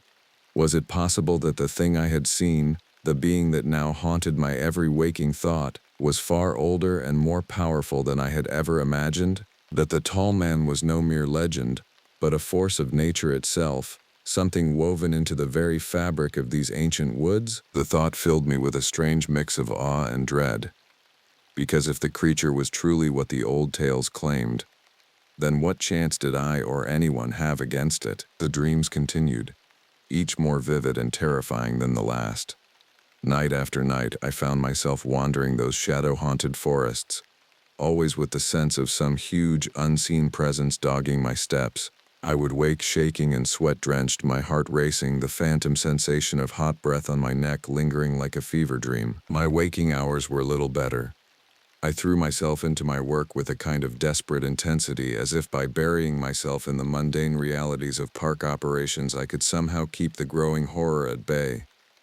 But always the shadow of the tall man hung over me. I became jumpy, irritable, snapping at my fellow rangers over the smallest things. They shot me sidelong glances when they thought I wasn't looking, whispering behind my back. I knew what they were saying, that I was cracking up, that the stress of the job was getting to me. And maybe they were right. Maybe I was losing my mind. But that didn't change what I had seen, or the dread certainty that had taken root in my heart. That the creature was out there, watching, waiting. It all came to a head late one afternoon, as the sun was just starting to dip toward the jagged line of the mountains. I was out on a routine trail check, moving through a stand of old-growth redwoods not far from my cabin. The forest was preternaturally still, the only sound the occasional creak of massive branches high overhead. I had just rounded a bend in the trail when I saw it, a huge, shadowy figure, half hidden in the deep green gloom between two massive tree trunks. It was facing away from me, its shaggy head bowed, but I had no doubt what it was. The tall man. For a moment I was frozen, my breath locked in my throat, my heart slamming against my ribs. And then, slowly, the creature turned. Its eyes found mine across the distance, and in that moment I swear I felt a shock of connection, like an electric current running between us. There was an intelligence in those eyes, ancient and alien. And something else too, a kind of sad resignation, as if it knew that our fates were now inextricably intertwined. For a heartbeat that seemed to stretch into eternity, we stared at each other across the gulf of centuries, the tall man and I, the guardian and the interloper. And then, in a rush of snapping branches and rustling leaves, it was gone, vanishing into the forest as if it had never been. I don't remember making my way back to the cabin. One moment I was standing there on the trail, my mind reeling, and the next I was slumped in the chair by my desk, a bottle of cheap whiskey clutched in a white-knuckled grip. I drank until the room spun around me, and the events of the day took on the hazy unreality of a dream. But it was no dream, and I knew it. The tall man was real, and it was out there, in the forest that had been its domain since the dawn of time. What did it want with me? Why had it chosen to reveal itself not once but twice now? These were the questions that chased themselves around and around in my mind as I spiraled down into a drunken, dreamless sleep. I woke the next day with a splitting headache and a mouth that tasted like old pennies. But more than that, I woke with a grim sense of resolve. I knew now that there could be no more hiding from the truth, no more pretending that the tall man was just a figment of my overworked imagination. Something had to be done. I couldn't just sit back and wait for the creature to make its next move. But what could I do? I was just one man, alone in the vastness of the forest. And yet some instinct told me that this was my fight, my responsibility, that somehow the fate of the tall man, and perhaps of the forest itself, was bound up with my own. I spent the day in a haze of preparation, my mind racing as I tried to formulate some kind of plan. I pored over maps of the park, marking out the areas where the creature had been sighted, looking for patterns, for some clue as to its motives. I checked and rechecked my gear, my radio, my first aid kit, my bear spray, and all the while a grim certainty grew in me. I would have to confront the tall man, to face it on its own terms. It was the only way. As the sun began to set, painting the sky in shades of blood and fire, I set out into the forest. I moved with a strange sense of purpose, my feet carrying me almost of their own accord. I knew where I was going, though I couldn't have said how. Some ancient instinct, buried deep in my blood and bones, was guiding me. I walked for hours, deeper and deeper into the old growth, until the light had faded entirely and the only illumination came from the faint silver glow of the moon filtering down through the canopy. And then, quite suddenly, I found myself in a clearing. It was a place I had never seen before, a perfect circle of bare earth ringed by towering sequoias. And there, at the center of the clearing, stood the tall man. It was facing me, its massive form silhouetted against the starry sky. In the moonlight, I could see the glint of its eyes, the faint stirring of the wind in its shaggy fur. For a long moment, we stood there, facing each other across the clearing, and then, slowly, the creature raised one huge, long-fingered hand and beckoned. I don't remember making the decision to step forward. It was as if some force beyond my understanding was drawing me on, pulling me toward the creature like a moth to a flame. As I drew closer, the details of its face became clearer. The flat, almost human features, the deep-set eyes that seemed to hold the weight of centuries. And still, that hand beckoned, a mute invitation. And then, I was standing before it, close enough to reach out and touch the matted fur of its chest. close enough to smell the dark, musky scent of it, like damp earth and ancient trees. For a breathless moment, we stood like that, the tall man and I, our gazes locked. And in that moment, I saw something in those fathomless eyes that I had never expected to see. Understanding. Kinship, as if in some strange way the creature recognized in me a kindred spirit, a fellow guardian of the forest. Slowly, almost gently, the tall man reached out and laid one huge hand on my shoulder. And in that touch, I felt a shock of connection, like a circuit completing. Images flooded my mind, towering trees, mist-shrouded valleys, the endless cycle of the seasons, and with them a deep, bone-level understanding. The tall man was not my enemy. It was the forest itself, the wild heart of the land given form and purpose. For centuries untold, it had watched over these woods, guarding them against any who would do them harm. And now, in some way I could not fully comprehend, it had chosen me to be its ally, its voice in the world of men, to help protect the forest, and to teach others to respect and honor it as I did. As the understanding washed over me, I felt something inside me give way, like a knot loosening. The fear, the dread, the uncertainty, all of it fell away, replaced by a profound sense of purpose. I knew my path now, the task that had been set before me, and I embraced it with my whole heart. The tall man released me then, stepping back, its form already beginning to blur and fade into the shadows between the trees. But as it went, I heard its voice in my mind, as clear and deep as the tolling of some great bell. "Walk well, little brother," it said. "We will meet again." And then it was gone, and I was alone in the clearing, the moon shining down on me like a benediction. I took a deep breath, tasting the cool, green scent of the forest, letting it fill me up inside, and for the first time in months, I felt a deep sense of peace. I walked back through the woods that night with a new spring in my step, a new light in my eyes. I had set out in search of answers, in search of some way to confront the terror that had haunted me for so long. But what I had found was something far greater, a purpose, a calling, to stand as a guardian at the threshold between the world of men and the ancient, untamed wildness of the forest. In the days and years that followed, I threw myself into that purpose with all the strength of my being. I became a fierce advocate for the park, fighting to protect it from the greed and ignorance of those who would exploit it. I taught visitors to see the forest as I did, not as a resource to be used, but as a living thing to be respected and treasured.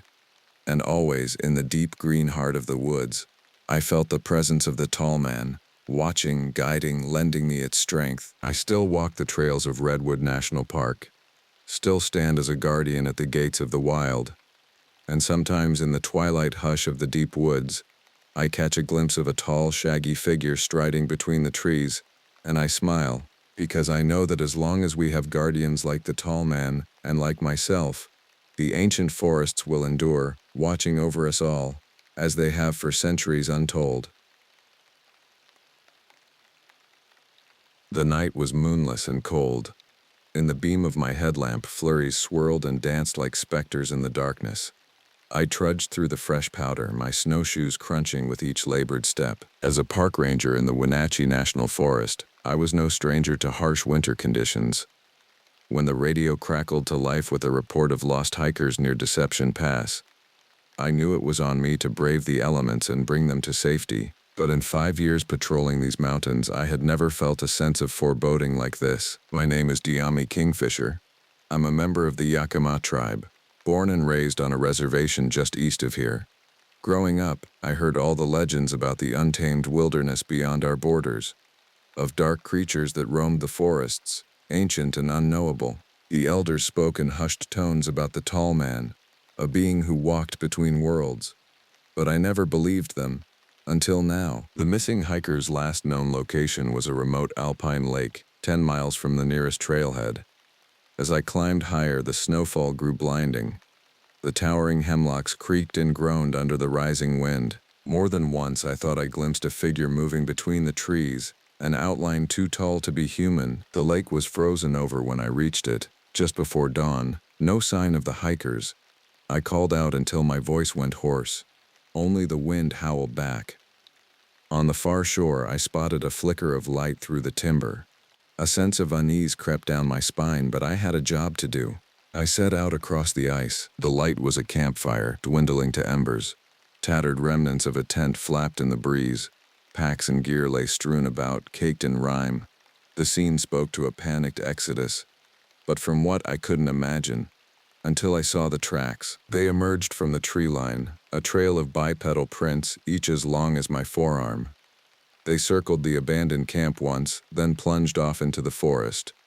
The stride was far too long to be human. No man could traverse that much snow. As I stood considering the impossibility, a long, mournful cry echoed from deep in the valley, a sound I'll never forget. The wail of something ancient and hungry, full of rage and pain. Forgetting the cold, I ran, and I prayed I wasn't too late. 6 months later, I was still haunted by that night at the lake and the lingering uncertainty surrounding the hiker's disappearance. After an exhaustive search, no trace of them was ever found. The official report stated they were likely buried in an avalanche. But I knew better, and I think the Park Service did too. Why else would they transfer me to the most remote station in the Cascades? I was still wrestling with these thoughts as I settled into my new post as resident ranger of the Quartz Creek Wilderness. It was early June, but at 5,000 feet, a chill still hung in the air. The log cabin that would serve as both my home and headquarters for the summer was rustic, to put it mildly. A one-room affair with a cast-iron stove for heat and little else in the way of creature comforts. But after a childhood spent in the cramped confines of government housing, the solitude suited me fine. My only neighbors were the stands of ancient Douglas fir and the occasional trapper from the res coming to check their lines. They brought with them disturbing stories from that winter, of livestock savaged in the night, of a figure glimpsed at the edge of the firelight, watching. The tall man, they said. He's returned. I did my best to put the stories out of my mind and focus on my duties. Quartz Creek was a vast, untamed wilderness, seldom trafficked. Most of my job consisted of clearing trails and posting signage. It could be mundane, monotonous work, but even on the quietest days I couldn't shake the feeling I was being observed by something in the trees just out of sight, biding its time. As the summer wore on, strange occurrences became increasingly common. Footprints that didn't match any known animal. Eerie vocalizations unlike any creature I knew. On more than one moonlit night, I startled awake to the sensation of something peering in my cabin window. But when I mustered the courage to look outside, I saw only blackness. Then the weather turned. For 2 weeks, the skies unleashed a torrent of rain unlike anything I'd ever seen. Quartz Creek swelled to a raging river, washing out trails and stranding me at my post. The radio antenna had been knocked out in the initial deluge. With no cell reception, I was cut off from the outside world. On the 10th night of the storm, the noises began. From the darkness beyond my door, a cacophony of snapping branches and guttural growls, circling, growing closer. Every instinct screamed to barricade myself inside.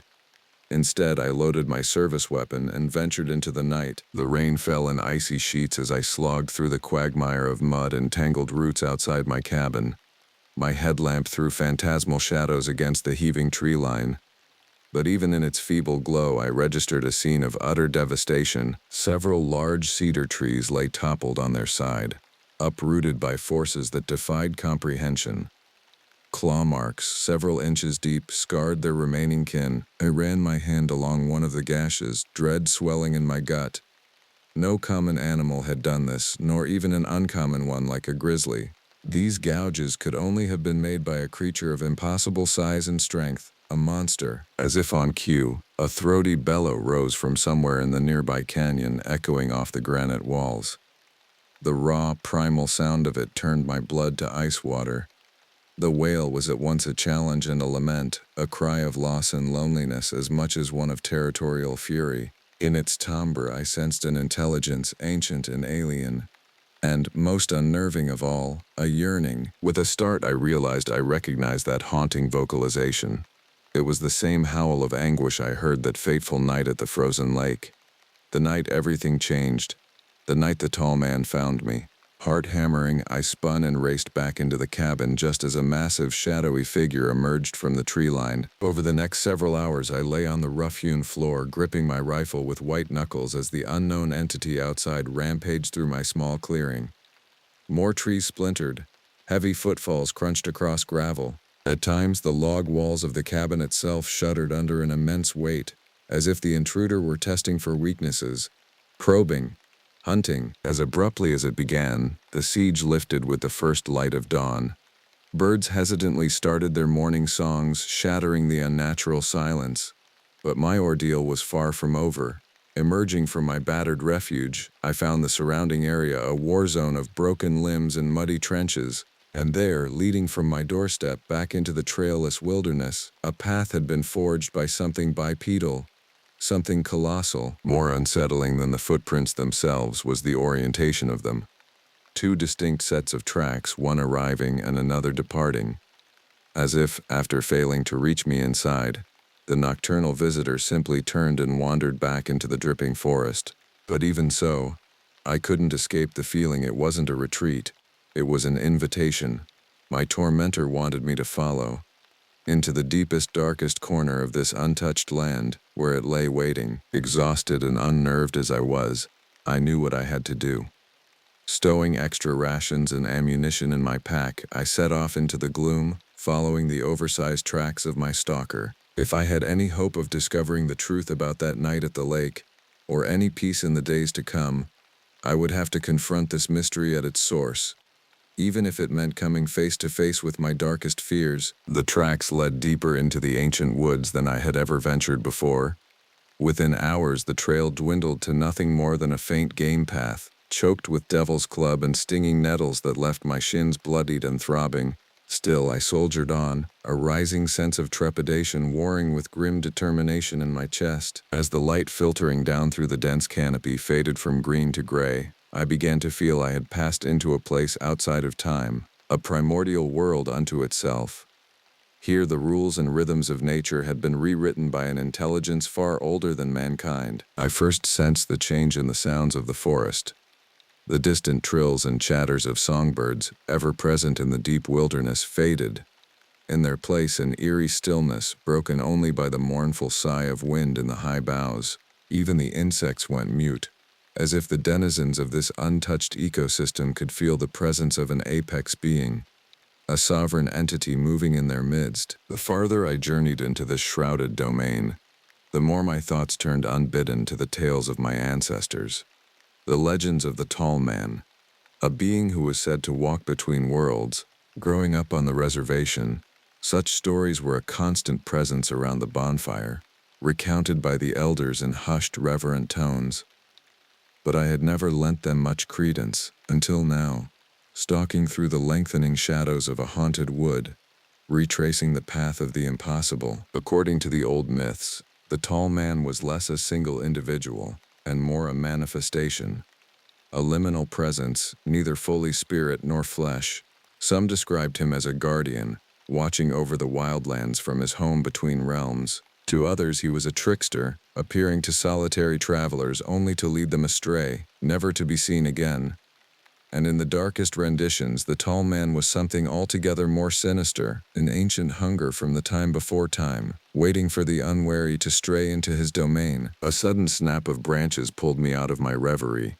I froze, slowly scanning the undergrowth with my rifle at the ready.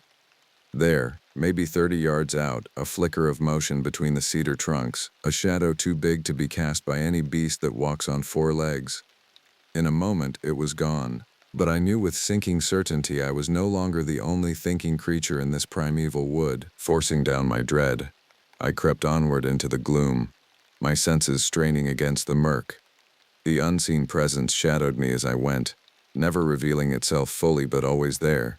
Just at the periphery, I pictured it flowing between the trees, more specter than animal, anticipating my every move, herding me like prey to some predetermined place deeper in the wild. After an untold time navigating by sound and shadow, the forest gave way at last to a large open meadow bounded by towering monoliths of granite.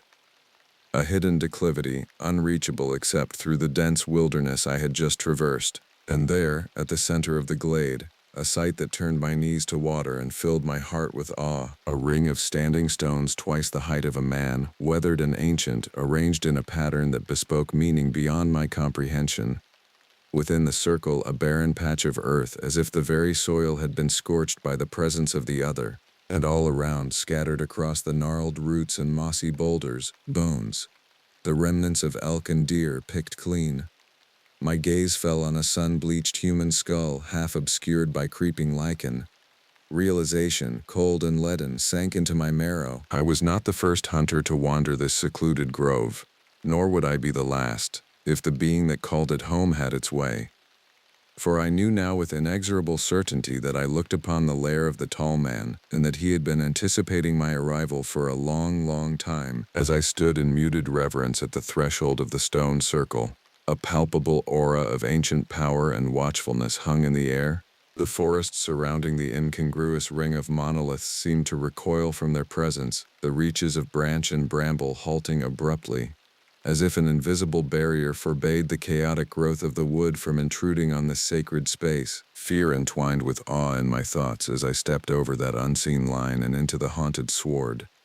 The spongy floor of pine needles and moss gave way to packed earth, barren but for a few tenacious weeds sprouting at the base of the watching stones. Within the ring, the air felt different, charged. The hush of the forest was replaced by a faint, infrasonic thrum that set my teeth on edge and made the hairs on my nape prickle. I can't articulate precisely what changed inside me when I breached the circle that day, but the sensation was akin to passing through an intangible veil, like the border between sleep and waking. One reality, the mundane plane of mortal creatures and natural law, bleeding into another, older realm where such petty constants held no sway. I felt at once diminished and expanded, as if my individual being were subsumed into some grander pattern or vast, unknowable entity. At the center of the glade I paused, riveted by a disorienting sense of déjà vu. Though I had never set foot in this place, it felt intimately familiar. The configuration of the dolmens, the jagged thrust of the outlying peaks, even the gnarled aspect of the trees ringing the clearing all resonated in my blood and bones with portentous significance, as if I were regarding a scene from a time before time. A place that had always been and would always be, unchanging, watchful, a place that was watching me now. I felt its presence before I saw it. That subtle charge in the air rising to an almost subliminal hum. Out of the corner of my eye, the shadows cast by the standing stones lengthening, flowing together, weaving with purposeful autonomy into a form that stalked the edges of my perception like an echo preceding its voice. Even then I couldn't turn to face it. Some primal intuition, or long racial memory, warned that to look directly upon this manifestation would be to invite a communion for which no mortal mind could be prepared. And so I remained, rooted with my back to the unseen entity as the very air took on weight and hostile intent. A halting, arrhythmic sound arose, like the snapping of dry twigs or the popping of a great beast's joints. I alone know that sound for what it truly was, the lurch and shift of a malign intelligence trying on the shape of language, striving to interface with a mode of mortal consciousness. I can't convey the words, if words they were. I perceived them as less than a voice and more the ghostly pressure of thoughts not my own, insinuating themselves into the folds of my brain. The tall man, for that is the only name my human knowledge can put to the presence I felt, was inside my head. Rifling through memories, testing the reach and flex of my awareness, I felt at once violated and exalted, laid bare before a being of incomprehensible age and power, yet chosen, signaled out from all the world for this strange communion. A fragmentary image took shape before my mind's eye. A frozen lakeside, made leprous by moonlight.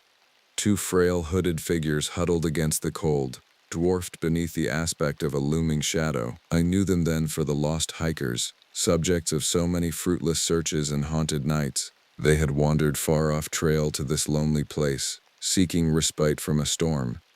Instead, they found something older and hungrier than the wind. I watched, a helpless witness behind my own eyes as the tall man fell upon them, all rending talons and gnashing maw, primal savagery wedded to malevolent sapience. I felt the pop of bones and the yielding of flesh, the sharp copper tang of blood in the night.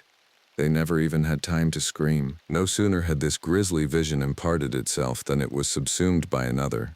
A hunched, ape-like form loping on two legs up an forest-day slope, its elongated arms trailing knuckles in the scree.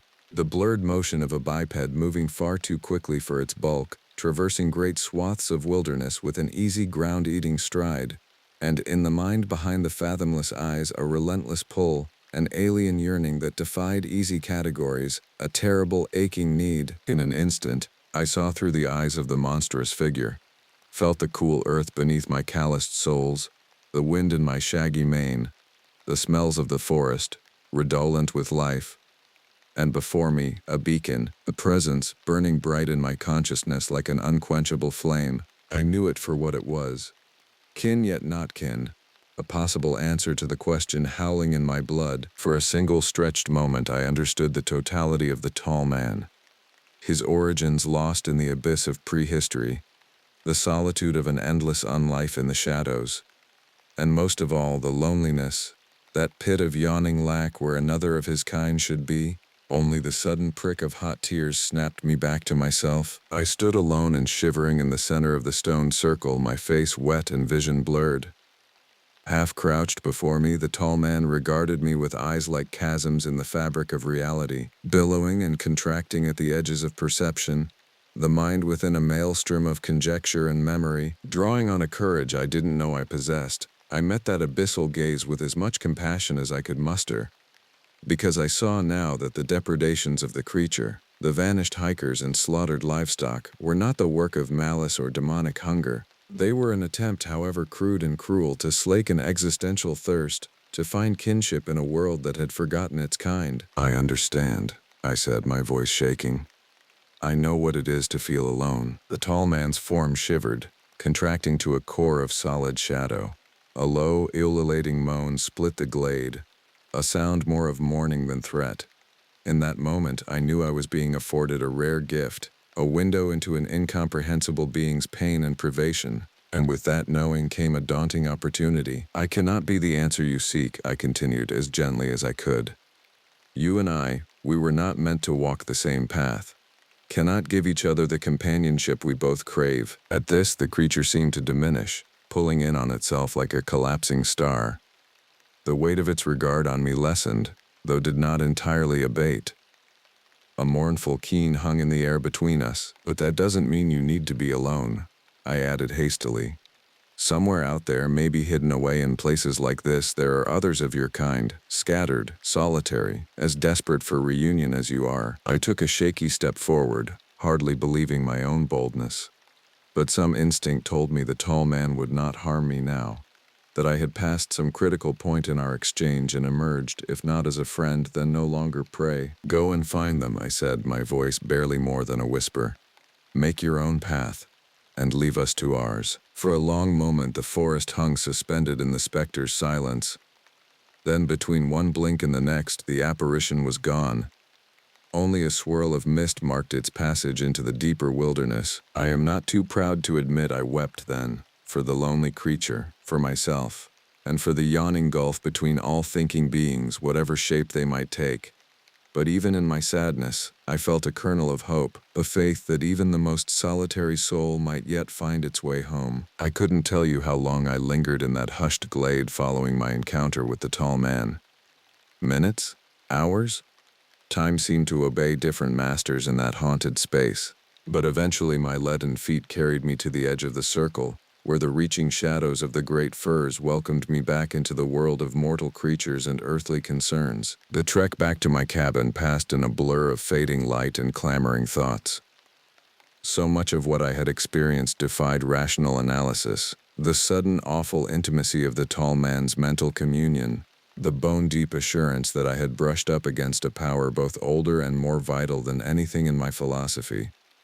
Only one thing remained clear in my whirling mind.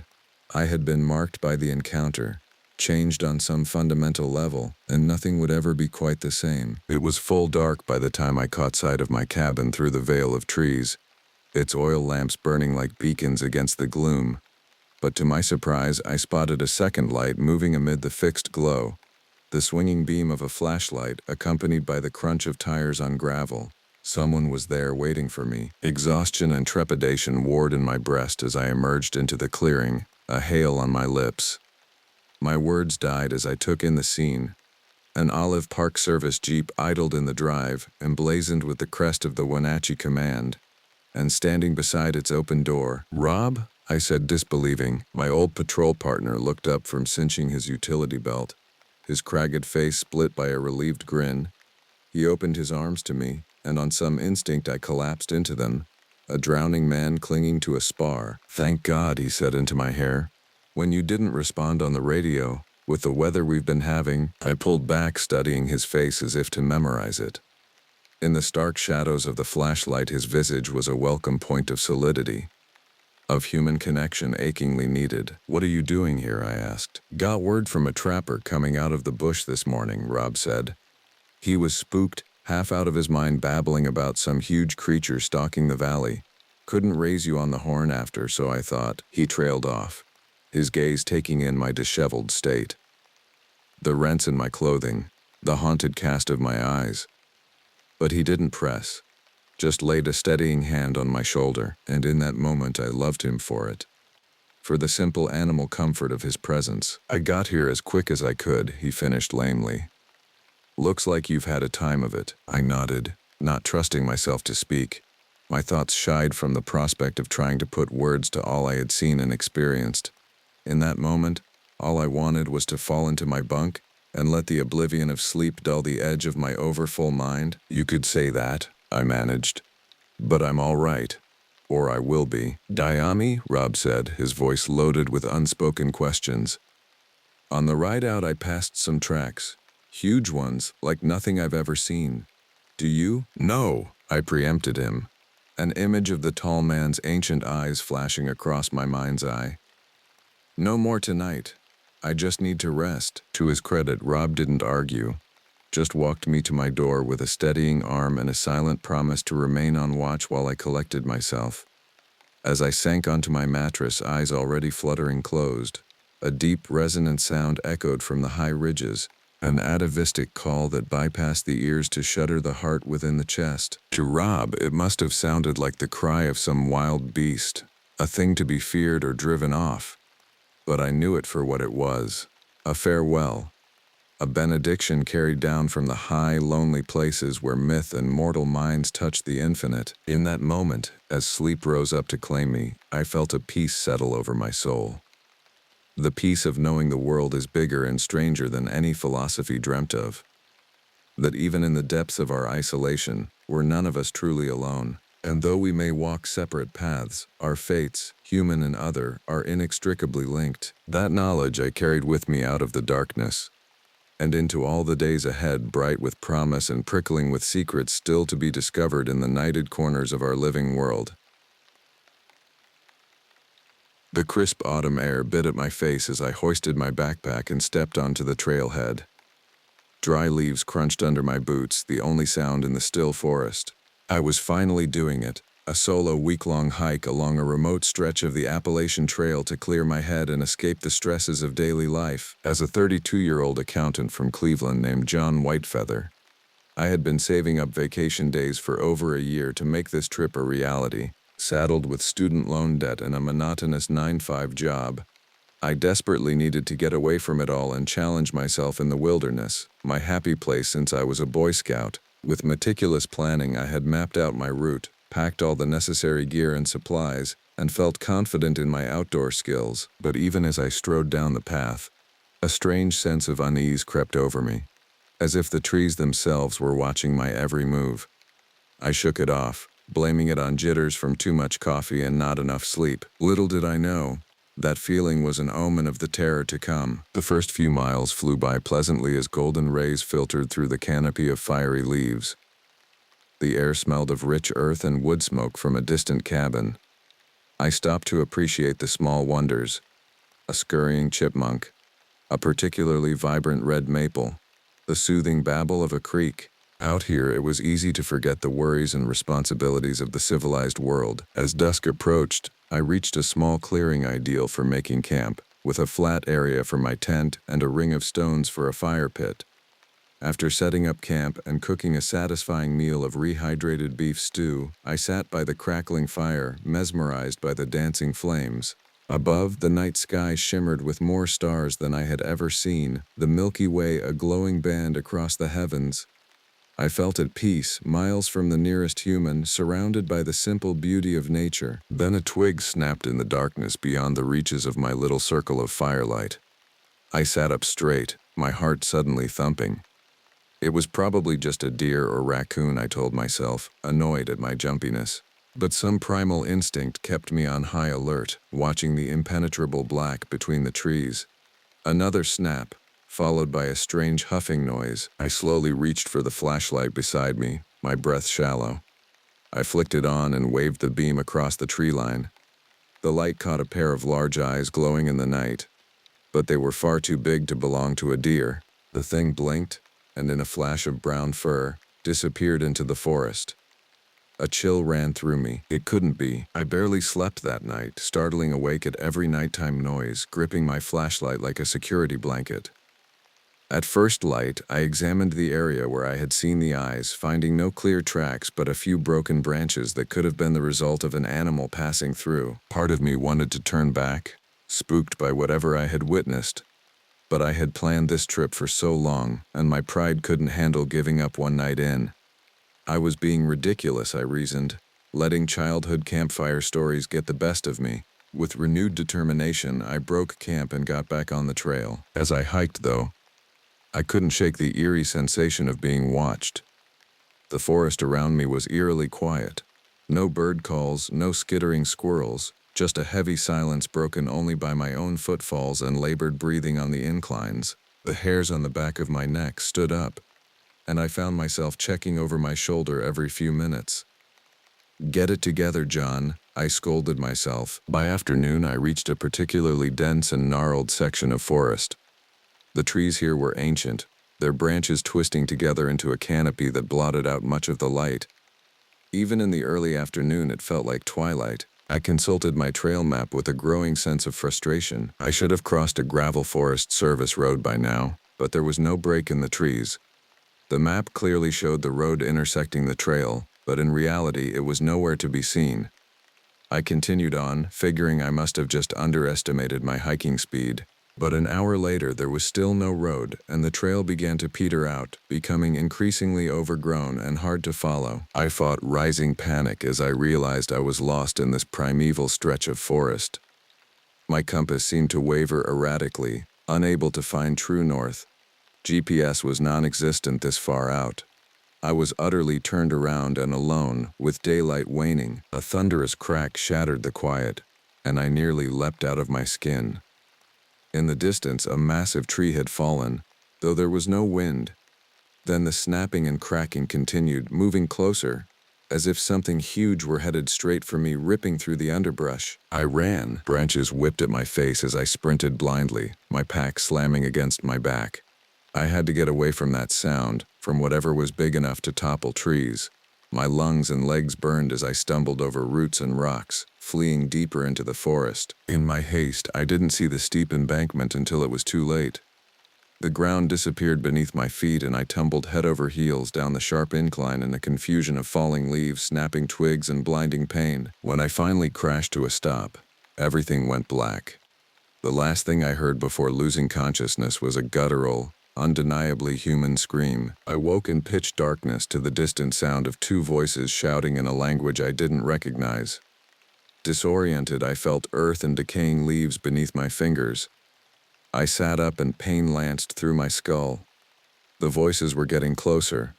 I scrabbled in the dirt for my flashlight. A weak beam illuminated a small cave no more than a shallow cleft in a rocky hillside. My backpack was nowhere to be seen. Fuzzy memories tumbled back. The long, strange afternoon hike, the inexplicable noises, the tree falling, my panicked flight through the forest. How long had I been unconscious? From the stiffness in my limbs and the gnawing hunger in my stomach, it had to have been hours, if not a full day. Looking myself over, I found my clothes filthy and torn, but luckily no bone seemed broken despite the fall. Just a huge lump on my head and some spectacular bruises. I had to get my bearings and find my way back to the trail. But as I tried to stand, a wave of dizziness washed over me, my head throbbing viciously. The voices, a man and a woman it seemed, were very close now, just beyond the cave entrance. Heart pounding, I sank back against the cave wall, switching off my light. Were they looking for me? If so, why not call out in English? I waited there in the dark, hardly daring to breathe as the voices passed by, fading again into the night. When silence returned, I clicked the flashlight back on and nearly screamed. There on the cave floor, just inches from my feet, was an enormous humanoid footprint in the mud. I must have stared at that footprint for a full minute, my brain refusing to process the reality of it. It was clearly not human, too big for one thing, at least 18 inches long. And the toes were too splayed, the impression of the arch too shallow. But the shape was undeniably hominid, like a grossly oversized bare human foot. It couldn't be real. And yet there was, pressed into the damp earth mere inches from where I sat. Some small detached part of my reeling brain recognized it looked remarkably fresh. Then another set of prints caught my eye, and another. They tracked away into the darkness at the back of the cave. Before I really considered what I was doing, I found myself following them, stooped over in the low tunnel. The stone wall felt cool and slightly damp under my fingers as I traced the tracks with my weakening flashlight beam. I should have been trying to get out of the forest, but my racing thoughts had narrowed to a single impossible idea. The footprints led to a larger chamber where I could almost stand upright. Empty except for the prints, it looked to be a dead end, with no other tunnels leading out. Then my light fell on the far wall and my breath caught in my throat. There, carved into the stone, was an elaborate scene, a chaotic battle between two clashing armies. Stylized human warriors faced off against huge, hairy, wild men, each easily twice the height of their foes. The humans were clearly outmatched. My anthropology buff grandmother had shown me similar rock art depicting the mythic ancient enemies described in many native legends, but this was far older. The lines softened with age. I shook my head. It wasn't possible. A sound at the cave's mouth froze me mid-thought. The crunch of heavy footsteps, far heavier than a man's gait. Choking down my terror, I flicked the flashlight off and pressed myself against the back wall, feeling the chill of the carved stone through my shirt. I clamped a filthy hand over my mouth, trying not to hyperventilate. The footsteps moved closer, too solid to be an echo of my own, and the hair on my arm stood straight up at a huff of could only be breath from the passageway. I squeezed my eyes shut and prayed it would pass me by. Prayed that the impossible shape filling my mind's eye was just a figment of pain and fear. I prayed, bargained, and cursed every camping trip I'd ever taken as those heavy steps fell with excruciating slowness. Then silence. A minute passed, then 2. I made myself count to 300 before I risked turning on the flashlight. The chamber was empty except for one of the huge prints mere feet from where I stood, the mud still glistening. I suppressed a mad urge to laughter and pushed past the icy fear still flooding my veins. I had to get out of this cave, and I had to do it now. Clutching my flickering flashlight, I retraced my steps to the mouth of the cave. Pale moonlight trickled in still night, but I had no idea how long until dawn. All was quiet again, and though I strained my ears for any unusual sound, all I could hear was the thundering of my own pulse. The smart thing was to wait for daylight, but I knew I couldn't spend another minute in that cave, beside those tracks. Caution battled with near-blind panic. I took a deep breath and plunged out into the night, walking as quickly as I dared on uneven ground. I kept to what seemed to be thinner patches of forest, praying that I was heading toward the trail or a road or anything resembling civilization.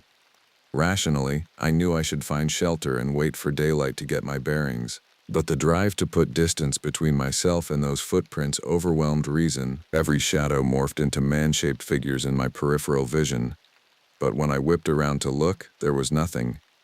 An owl screeched and I barely stifled a yelp. The forest felt watchful and feral around me. At every rustle in the underbrush, I expected some hulking shape to step out. To my profound relief, the sky began to lighten from inky black to charcoal. I slowed my headlong rush and took stock. I was still in one piece, but utterly disoriented. The cave was nowhere in sight, but I also had no idea where the trail lay. Picking the easiest direction, I walked for about half an hour before the trees began to thin. I nearly wept when I stumbled into a small clearing and spotted a rustic cabin across the meadow. a curl of smoke rising from the chimney.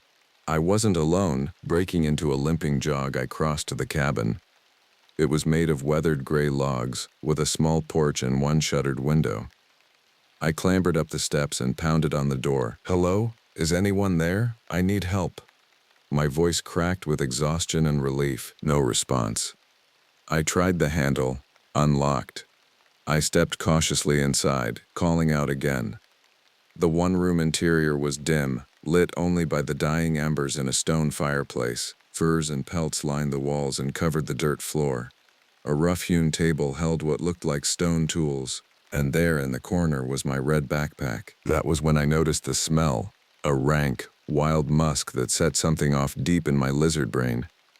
I snatched up my pack and turned to flee. The door filled with a huge silhouette stooped under the frame. In the half-light, I glimpsed shaggy fur, a face that was somehow both human and not. Then a roar split the air, so loud it shook the logs of the cabin. I ran, but not fast enough. A huge hand grabbed the back of my jacket, claws digging into the fabric. I twisted violently, and the jacket ripped away.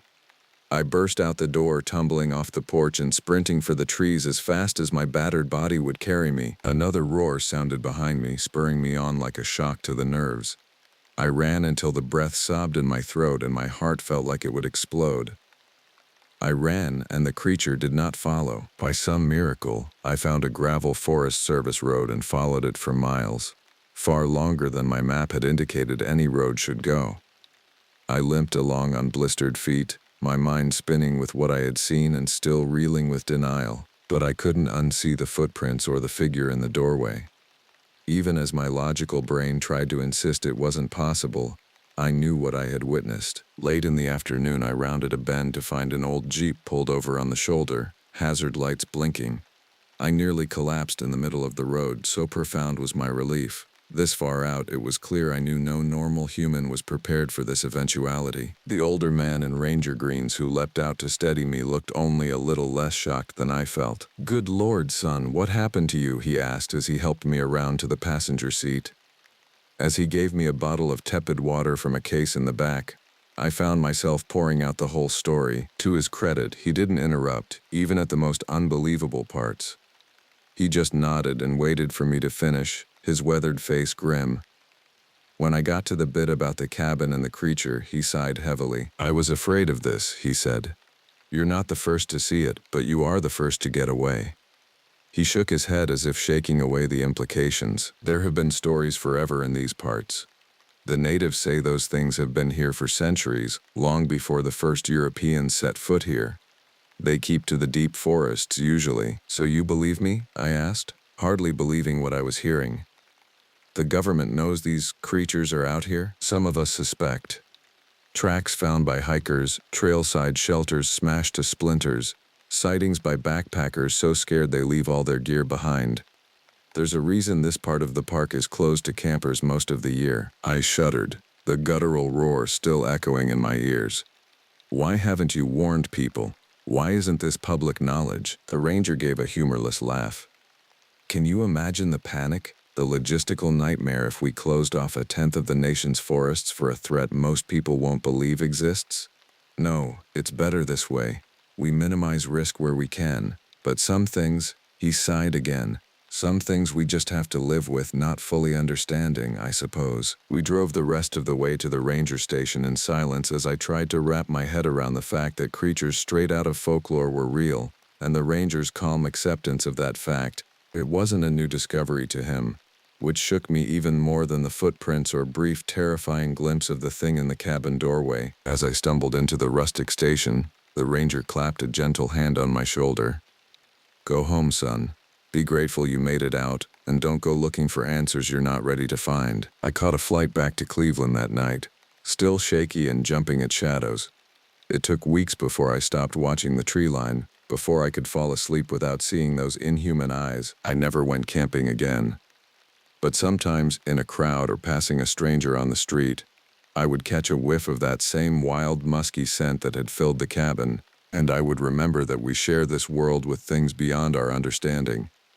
Terrifying, wonderful, and humbling in their hidden existence just beyond the edges of civilization as we know it. My name is Dakota, friend to everyone, in the language of my Sioux ancestors. But there are few human friends to be found in the remote reaches of Uinta-Wasatch National Forest, where I've worked as a ranger for the past 5 years. When I first took the job, I was desperate for an escape. My spirit had been shattered by 2 tours in Afghanistan. The horrors of war haunted my dreams. My wife left, unable to endure my night terrors and withdrawn silence any longer. Debt collectors circled like vultures. The ranger position was my salvation, a chance to lose myself in the pristine solitude of nature. I didn't expect it to be easy. The pay was meager, the work isolating and sometimes perilous. But I welcomed the hardship, craved it even. Out here I was free from the oppressive static of the modern world, free to heal. At first the days passed in a soothing rhythm as I lost myself in the simplicity of survival. I fixed storm-damaged trails, cleared fallen trees, watched over the hibernating landscape. From my log cabin I'd gaze at the stars smeared across the night sky, marveling at the raw, aching beauty of the wilderness. But lately something had shifted. A strange hush seemed to grip the forest. The usual chatter of birds and wildlife had faded to eerie silence. Each morning I'd find unusual tracks in the snow around my cabin, too large and misshapen to belong to any creature I knew. The few campers who passed through reported an uncanny feeling of being watched, of some malevolent presence stalking the woods. I wrote it off as winter stir-craziness at first, just the isolation and deep snow playing tricks on the mind. But a creeping unease took root in my gut, an instinctive sense of some primal danger lurking in the shadowed timberline. As I hiked deeper into the backcountry that frigid morning, unable to shake the prickling sensation on the back of my neck, I had no idea I was walking into a nightmare beyond imagining. The icy wind stung my face as I crested the ridge, following the faint game trail along the wooded slope.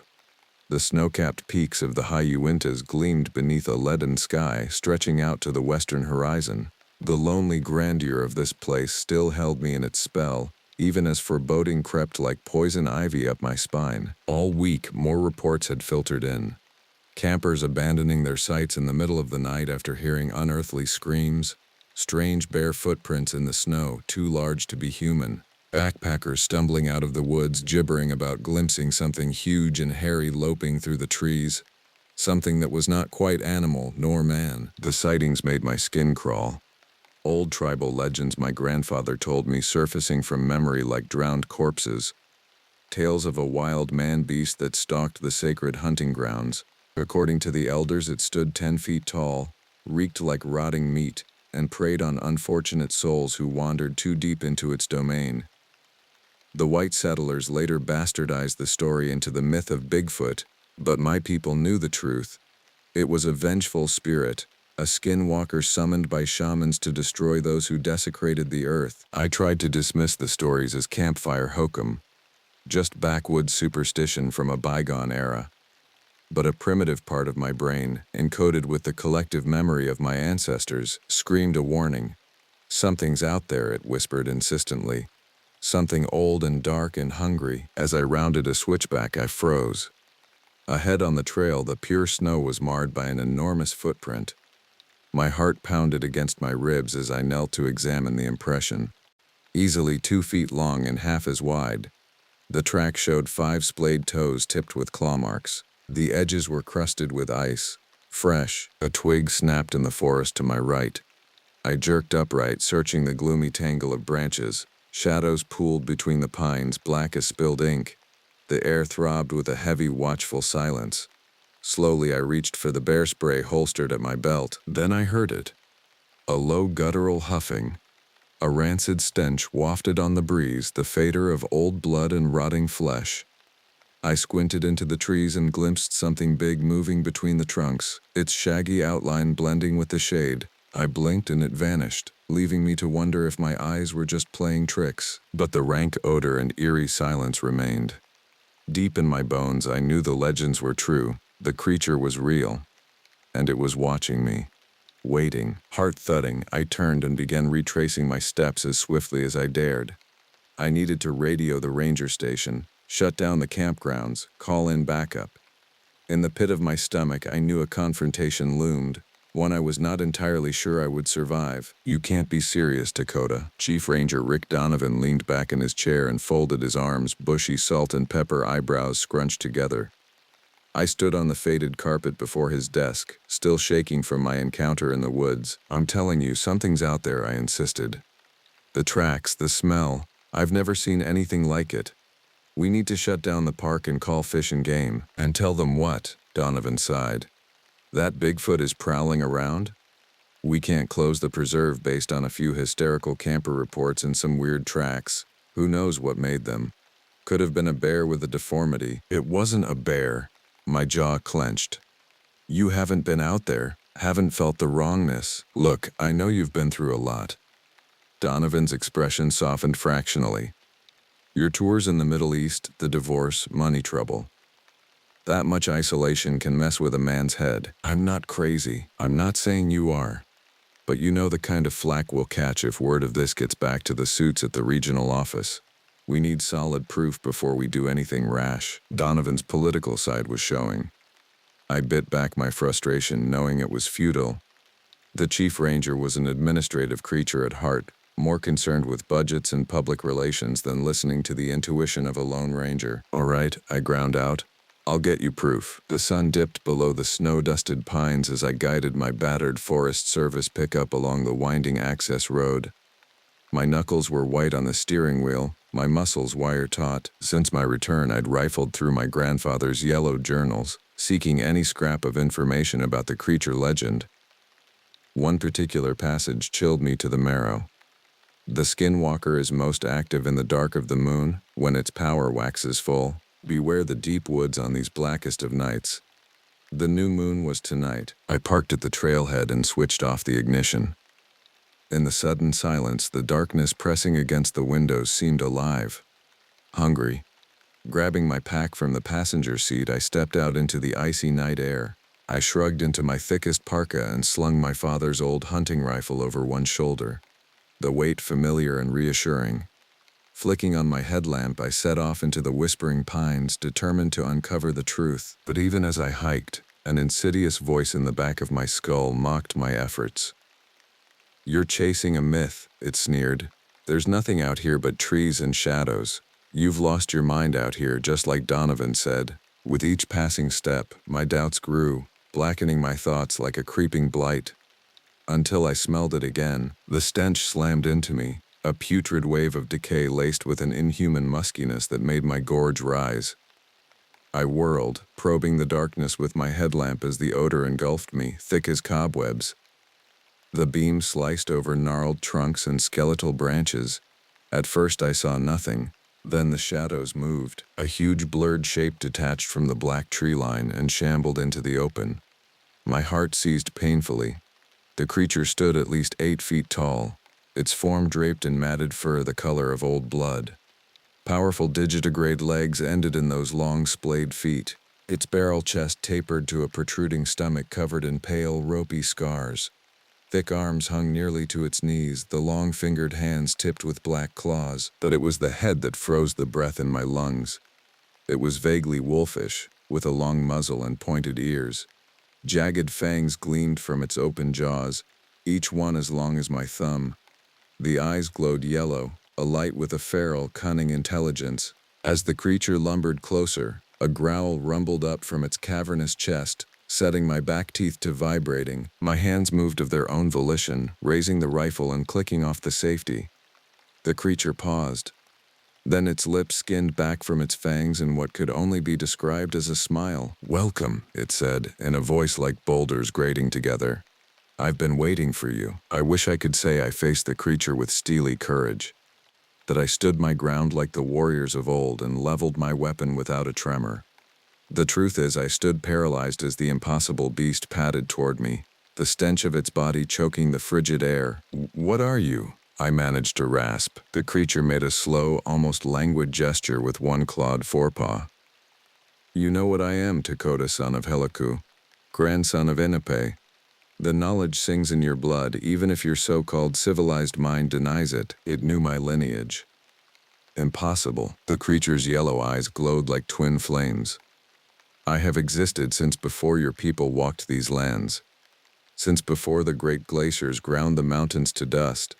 I am the price of your so-called progress, the vengeance of the untamed earth rising against those who defile it. With dreamlike clarity, Anape's stories surfaced from the depths of memory.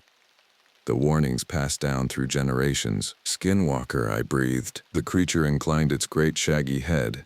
Your ancestors named me well. I stalk the boundary between worlds, between the tame and the wild, between the pure and profane. Your kind has forgotten the old ways, forsaken the spirits of stone and sky, so I remind them. I speak to the savagery sleeping in their soft, settled hearts. I swallowed hard, my finger tightening on the trigger. Yet still I hesitated. Why now? I asked. Why this place? The creature's muzzle split in that ghastly parody of a smile again. Because of you. Because you walk in both worlds, Dakota. You are the bridge. Through you, my message will be heard. Message? Return this land to teeth and claw. Drive your machines, your roads, your pestilence from the wild places.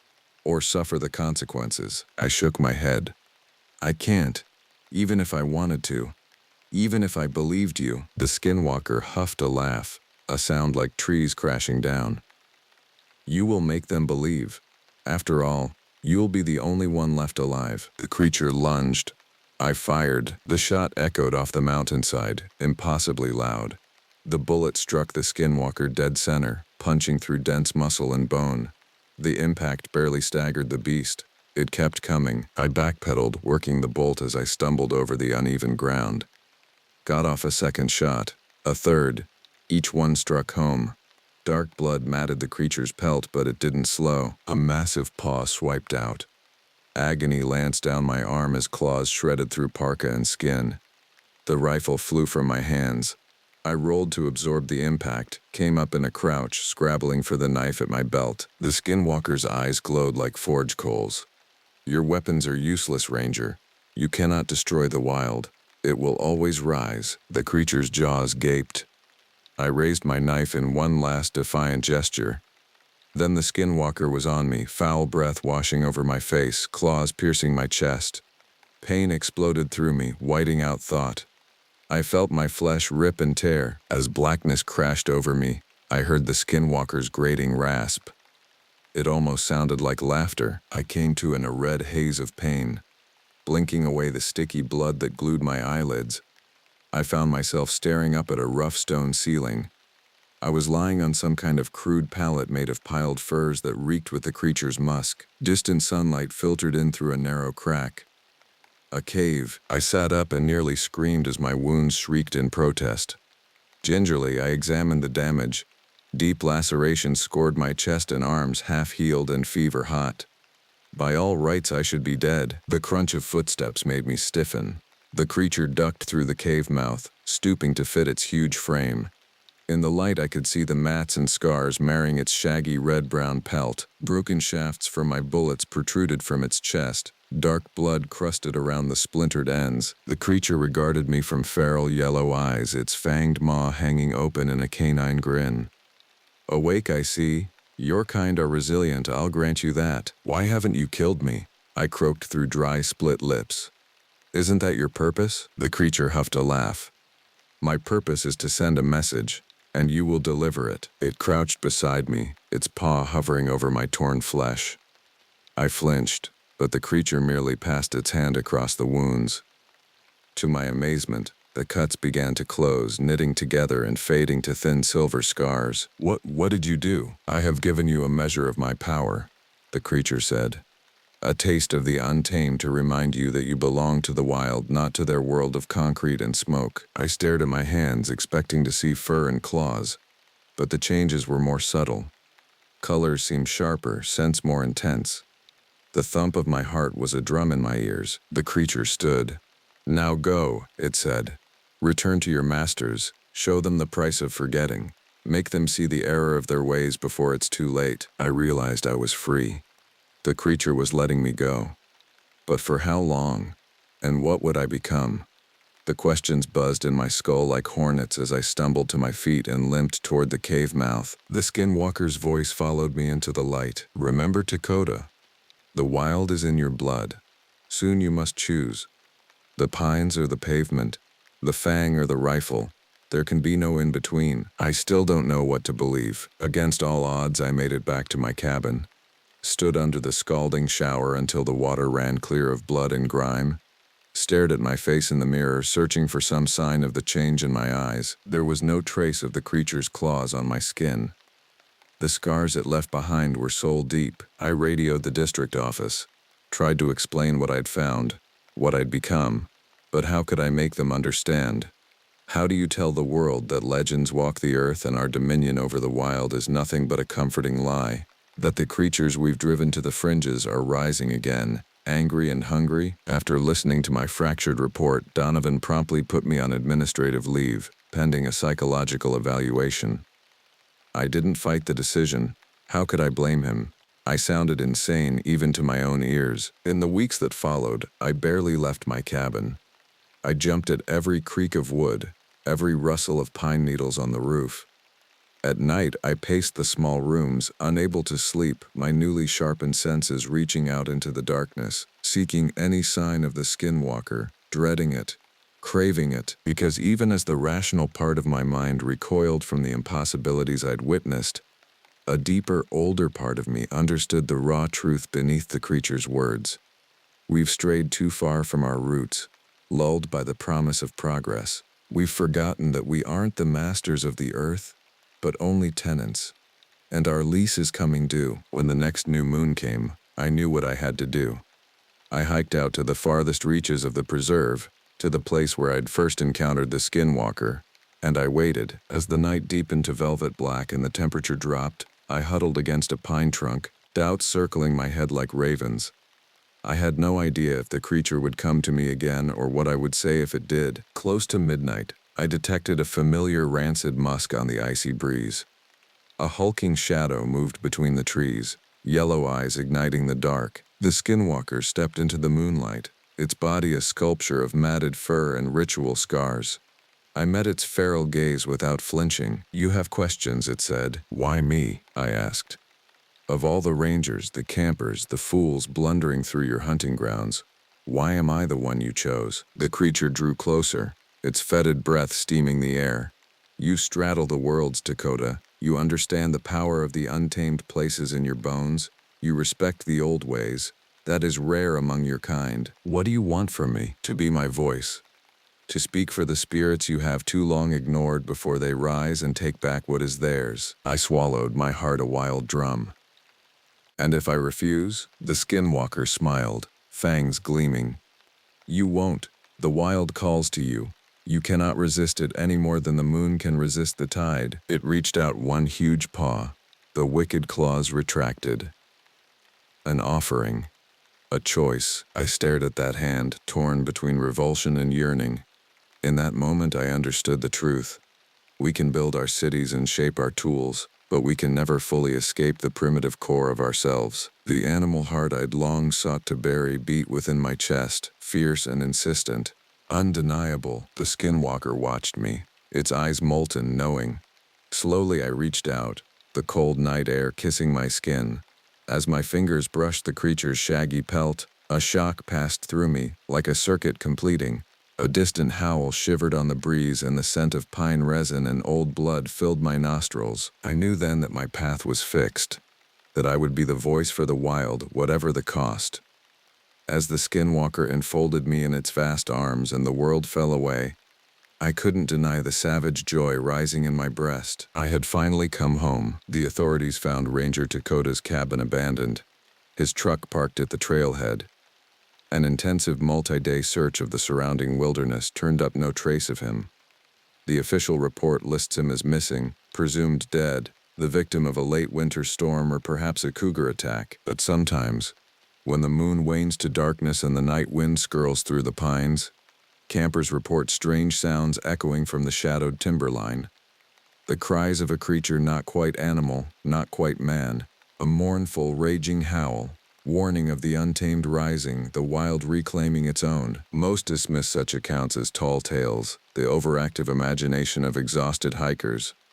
But a few, those with an ear for the old stories, huddle closer to their campfires and whisper the name Skinwalker. They know the truth, that there are things in the deep woods that defy explanation, Ancient spirits that demand respect, and they know that if we forget the old ways, if we push too hard, the wild will push back.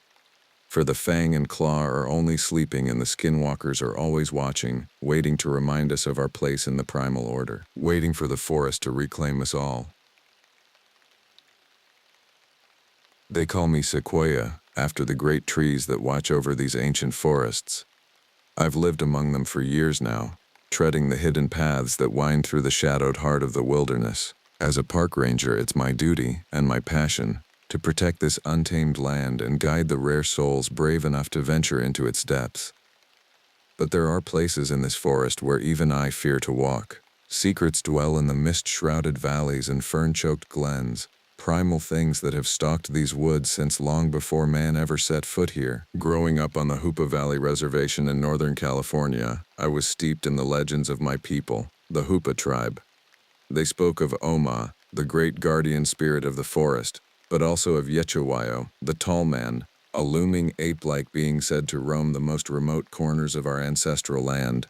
Parents would warn misbehaving children that if they wandered too far into the woods, Yechawayo would snatch them up and drag them away, never to be seen again. We all grew up fearing the tall man. I never imagined that one day I would meet him face to face. Wanderlust gripped me from a young age, driving me to explore ever deeper into the vast wilderness that surrounds the Hoopa Valley.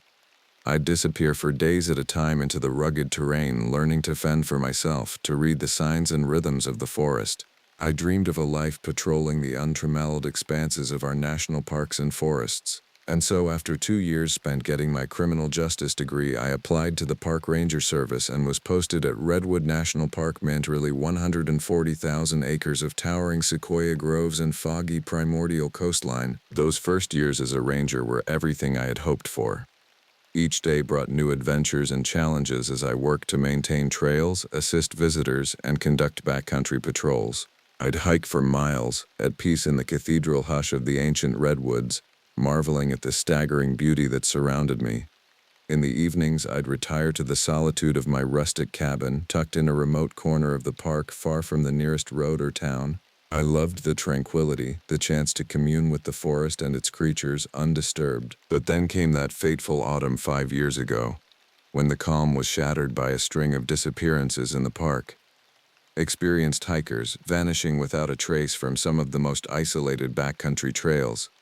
Intensive searches turned up no sign of them. It was as if the forest had simply swallowed them whole. As the lead ranger for the area, I threw myself into the investigations, scouring miles of dense, tangled undergrowth for any trace of the lost visitors, a scrap of clothing caught on a branch, a footprint in the damp earth, anything.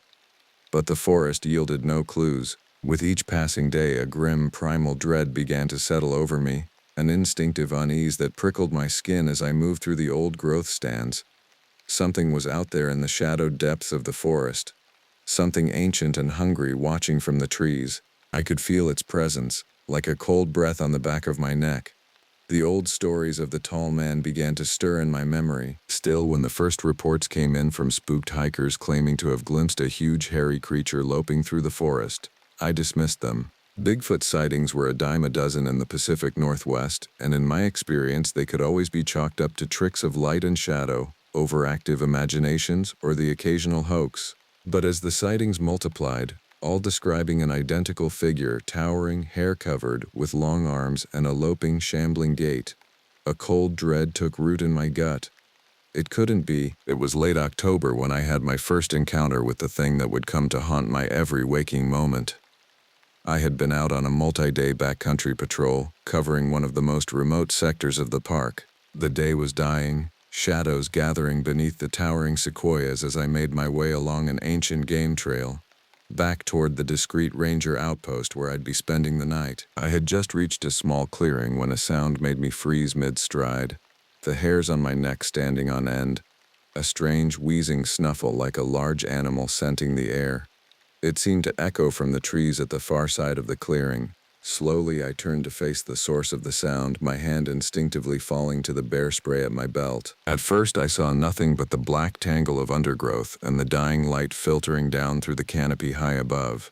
But then something shifted in the shadows, a huge dark shape detaching itself from the trees. As it moved into the clearing, I felt my blood turn to ice in my veins. It was vaguely humanoid, but no human could ever reach that staggering height.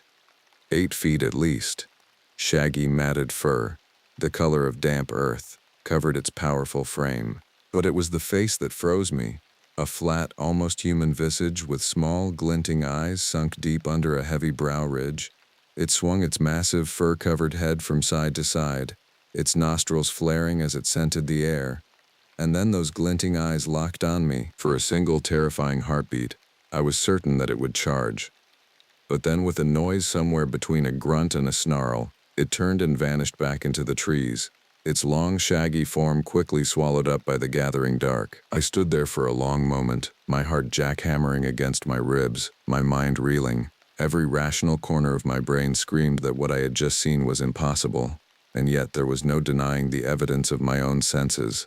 No person in a costume could move like that, and even the most convincing Hollywood special effects couldn't capture the sheer primal dread that had washed over me in its presence. In a daze, I stumbled the rest of the way to the ranger outpost, my eyes constantly darting to the tree line, half expecting the hulking figure to come bursting out at me. But I reached the small cabin without further incident. Inside, I sank down into a chair, trembling, my mind whirling. After all these years, all the stories, could it really be? Had I just come face to face with the tall man himself? Sleep was a long time coming that night, and when it finally did, my dreams were haunted by visions of a huge fur-covered figure shambling through the misty forest, searching, always searching. And somehow I knew with terrible certainty that it was searching for me. The next week passed in a haze of dread and confusion. I threw myself into my duties with grim determination, trying to lose myself in the familiar routines of park maintenance and visitor assistance. But always at the back of my mind lurked the memory of that huge, shaggy figure in the clearing and the primal terror that had gripped me at the sight of it. I found myself jumping at shadows, whirling to face every snapped twig or rustle of leaves in the undergrowth. The once soothing cathedral hush of the redwoods now felt gravid with unspoken menace. And always the same question drilled at me: what did it want? I scoured every scrap of folklore I could find on the creature my people called Ichawayo, the tall man, the watcher in the woods. Some stories painted him as a prankster, a whimsical forest spirit prone to harmless tricks, but others spoke of a dark, ancient presence, something primal and malevolent that hungered for human blood. A cannibal spirit. As I pursued tale after unsettling tale, a sickening certainty began to coalesce in my heart. Perhaps the tall man was no mere folklore, no story to scare misbehaving children. If the legends were true, if this thing had really stalked the forests for centuries uncounted, then how many unwary travelers might have fallen victim to it over the years? Could it be the reason for the strange disappearances that plagued the park? And if so, why had it let me go? It was with these dark musings churning in my mind that I set out on another backcountry patrol. I had scarcely been able to let the deep woods out of my sight in the days since my sighting of the creature, as if by keeping it in view, I could somehow ward off further uncanny encounters. I had plotted a circular route that would take me through some of the most isolated reaches of the park, far from the well-maintained front country trails. A dense primal stillness hung over the forest, broken only by the occasional creak of branches high overhead and the muted twitter of unseen birds. I hiked for miles without incident, seeing no other living soul. But slowly, subtly, I became aware of a rising sense of unease, a prickling certainty that I was being watched. I scanned the dense tangle of trees and ferns around me, but saw nothing, no flicker of movement, no lurking shadow. And yet I could not shake the feeling of eyes upon me. It was as if the very forest was aware of my presence, tracking my every step. As the light began to fade and I prepared to make camp for the night, I found myself wondering how many years, how many centuries the tall man might have spent in these very woods, learning them, watching them, until the forest itself had become a part of him and he a part of it. The thought sent a fresh shiver down my spine. That night I dreamed of the forest. In my dream I walked beneath the towering sequoias, my feet treading soundlessly over the carpet of fallen needles. The trees seemed to lean in close around me, their massive trunks forming a living wall that blocked out the sky. As I walked, I became aware of a presence at my back. something huge and dark, keeping pace with me just out of sight. I could hear its breath, a low, wheezing rattle like wind through dead leaves. I wanted to turn, to face it, but my legs carried me forward as if of their own volition. The deeper I went into the forest, the darker it became until the trees were little more than black silhouettes crowding in around me, and all the while the presence at my back grew closer, its breath louder, until I could feel the heat of it on my neck. In the dream, I came to a sudden halt in a small clearing. Slowly fighting the terror that gripped me, I turned to face the thing that had followed me. But the shadows were too deep, and I could make out only a huge black shape looming over me like a thunderhead. I opened my mouth to scream, but no sound came out. And then I woke, my heart slamming against my ribs, my bedroll tangled around me. The rest of that patrol passed without incident, but the dream lingered, hanging over me like a pall. I was on edge, jumping at every sound, my eyes constantly scanning the undergrowth for any sign of the creature. When I finally returned to my cabin, I was exhausted, my nerves worn raw. I tried to lose myself in the never-ending tide of paperwork that came with the job, budget reports, trail maintenance schedules, incident logs, but always my mind circled back to the tall man and the growing certainty that I had not seen the last of him. As the days turned to weeks, I began to pore over the park's histories and archives, searching for any hint of the creature's presence. I found scattered accounts dating back decades, stories of hikers vanishing without a trace, of strange high, keening cries echoing from the deep woods at night, and always the recurring sightings of a huge, shaggy, man-like figure glimpsed at the edges of clearings or lurking in the shadows of the trees. But it wasn't just the stories that unnerved me. As I dug deeper, I began to uncover hints of a dark history stretching back far further than the park's founding. Tales passed down by the Yurok and Karuk tribes who had inhabited this land for generations uncounted before settlers ever arrived. Tales of a primordial spirit, a sentinel of the ancient forests, a being known by many names: Kwamshita, Saskiatul, Noomshkumi, the Dark Walker, the Guardian in the Mist. The more I read, the more the threads seem to come together, weaving a tapestry of ancient secrets and unspoken dread. Was it possible that the thing I had seen, the being that now haunted my every waking thought, was far older and more powerful than I had ever imagined? That the tall man was no mere legend, but a force of nature itself, something woven into the very fabric of these ancient woods? The thought filled me with a strange mix of awe and dread. Because if the creature was truly what the old tales claimed, then what chance did I or anyone have against it? The dreams continued, each more vivid and terrifying than the last. Night after night, I found myself wandering those shadow-haunted forests, always with the sense of some huge, unseen presence dogging my steps. I would wake shaking and sweat-drenched, my heart racing, the phantom sensation of hot breath on my neck lingering like a fever dream. My waking hours were little better. I threw myself into my work with a kind of desperate intensity, as if by burying myself in the mundane realities of park operations I could somehow keep the growing horror at bay. But always the shadow of the tall man hung over me. I became jumpy, irritable, snapping at my fellow rangers over the smallest things. They shot me sidelong glances when they thought I wasn't looking, whispering behind my back. I knew what they were saying, that I was cracking up, that the stress of the job was getting to me. And maybe they were right. Maybe I was losing my mind. But that didn't change what I had seen, or the dread certainty that had taken root in my heart. That the creature was out there, watching, waiting. It all came to a head late one afternoon, as the sun was just starting to dip toward the jagged line of the mountains. I was out on a routine trail check, moving through a stand of old-growth redwoods not far from my cabin.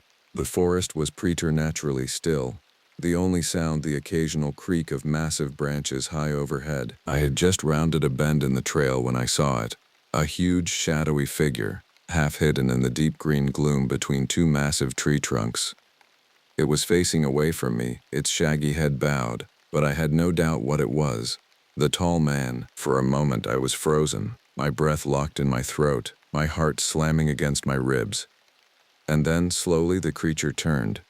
Its eyes found mine across the distance, and in that moment I swear I felt a shock of connection, like an electric current running between us. There was an intelligence in those eyes, ancient and alien, And something else too, a kind of sad resignation, as if it knew that our fates were now inextricably intertwined. For a heartbeat that seemed to stretch into eternity, we stared at each other across the gulf of centuries, the tall man and I, the guardian and the interloper. And then, in a rush of snapping branches and rustling leaves, it was gone, vanishing into the forest as if it had never been. I don't remember making my way back to the cabin. One moment I was standing there on the trail, my mind reeling, and the next I was slumped in the chair by my desk, a bottle of cheap whiskey clutched in a white-knuckled grip. I drank until the room spun around me, and the events of the day took on the hazy unreality of a dream. But it was no dream, and I knew it. The tall man was real, and it was out there, in the forest that had been its domain since the dawn of time. What did it want with me? Why had it chosen to reveal itself not once but twice now? These were the questions that chased themselves around and around in my mind as I spiraled down into a drunken, dreamless sleep. I woke the next day with a splitting headache and a mouth that tasted like old pennies. But more than that, I woke with a grim sense of resolve. I knew now that there could be no more hiding from the truth, no more pretending that the tall man was just a figment of my overworked imagination. Something had to be done. I couldn't just sit back and wait for the creature to make its next move. But what could I do? I was just one man, alone in the vastness of the forest. And yet some instinct told me that this was my fight, my responsibility, that somehow the fate of the tall man, and perhaps of the forest itself, was bound up with my own. I spent the day in a haze of preparation, my mind racing as I tried to formulate some kind of plan. I pored over maps of the park, marking out the areas where the creature had been sighted, looking for patterns, for some clue as to its motives. I checked and rechecked my gear, my radio, my first aid kit, my bear spray, and all the while a grim certainty grew in me. I would have to confront the tall man, to face it on its own terms. It was the only way. As the sun began to set, painting the sky in shades of blood and fire, I set out into the forest. I moved with a strange sense of purpose, my feet carrying me almost of their own accord. I knew where I was going, though I couldn't have said how. Some ancient instinct, buried deep in my blood and bones, was guiding me. I walked for hours, deeper and deeper into the old growth, until the light had faded entirely and the only illumination came from the faint silver glow of the moon filtering down through the canopy. And then, quite suddenly, I found myself in a clearing. It was a place I had never seen before, a perfect circle of bare earth ringed by towering sequoias. And there, at the center of the clearing, stood the tall man. It was facing me, its massive form silhouetted against the starry sky. In the moonlight, I could see the glint of its eyes, the faint stirring of the wind in its shaggy fur. For a long moment, we stood there, facing each other across the clearing. And then, slowly, the creature raised one huge, long-fingered hand and beckoned. I don't remember making the decision to step forward. It was as if some force beyond my understanding was drawing me on, pulling me toward the creature like a moth to a flame. As I drew closer, the details of its face became clearer. The flat, almost human features, the deep-set eyes that seemed to hold the weight of centuries. And still, that hand beckoned, a mute invitation. And then, I was standing before it, close enough to reach out and touch the matted fur of its chest, close enough to smell the dark, musky scent of it, like damp earth and ancient trees. For a breathless moment, we stood like that, the tall man and I, our gazes locked. And in that moment, I saw something in those fathomless eyes that I had never expected to see. Understanding. Kinship, as if in some strange way the creature recognized in me a kindred spirit, a fellow guardian of the forest. Slowly, almost gently, the tall man reached out and laid one huge hand on my shoulder. And in that touch, I felt a shock of connection, like a circuit completing. Images flooded my mind, towering trees, mist-shrouded valleys, the endless cycle of the seasons, and with them a deep, bone-level understanding. The tall man was not my enemy. It was the forest itself, the wild heart of the land given form and purpose. For centuries untold, it had watched over these woods, guarding them against any who would do them harm. And now, in some way I could not fully comprehend, it had chosen me, to be its ally, its voice in the world of men, to help protect the forest, and to teach others to respect and honor it as I did. As the understanding washed over me, I felt something inside me give way like a knot loosening. The fear, the dread, the uncertainty, all of it fell away, replaced by a profound sense of purpose. I knew my path now, the task that had been set before me, and I embraced it with my whole heart. The tall man released me then, stepping back, its form already beginning to blur and fade into the shadows between the trees. But as it went, I heard its voice in my mind, as clear and deep as the tolling of some great bell. "Walk well, little brother," it said. "We will meet again." And then it was gone, and I was alone in the clearing, the moon shining down on me like a benediction. I took a deep breath, tasting the cool, green scent of the forest, letting it fill me up inside, and for the first time in months, I felt a deep sense of peace. I walked back through the woods that night with a new spring in my step, a new light in my eyes.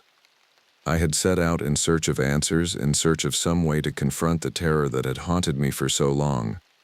But what I had found was something far greater, a purpose, a calling, to stand as a guardian at the threshold between the world of men and the ancient, untamed wildness of the forest. In the days and years that followed, I threw myself into that purpose with all the strength of my being.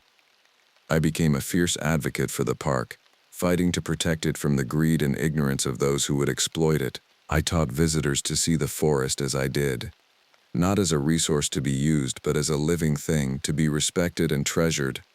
And always, in the deep green heart of the woods, I felt the presence of the tall man, watching, guiding, lending me its strength. I still walk the trails of Redwood National Park, still stand as a guardian at the gates of the wild, and sometimes in the twilight hush of the deep woods, I catch a glimpse of a tall, shaggy figure striding between the trees, and I smile, because I know that as long as we have guardians like the tall man, and like myself, the ancient forests will endure, watching over us all, as they have for centuries untold.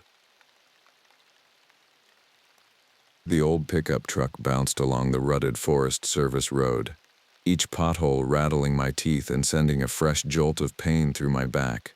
I had been driving for hours, watching the dense Oregon forest blur past, the towering Douglas firs and mountain hemlocks casting long shadows in the fading light. I was headed deep into the Umpqua National Forest, to a remote ranger station nestled in a valley called Dark Hollow.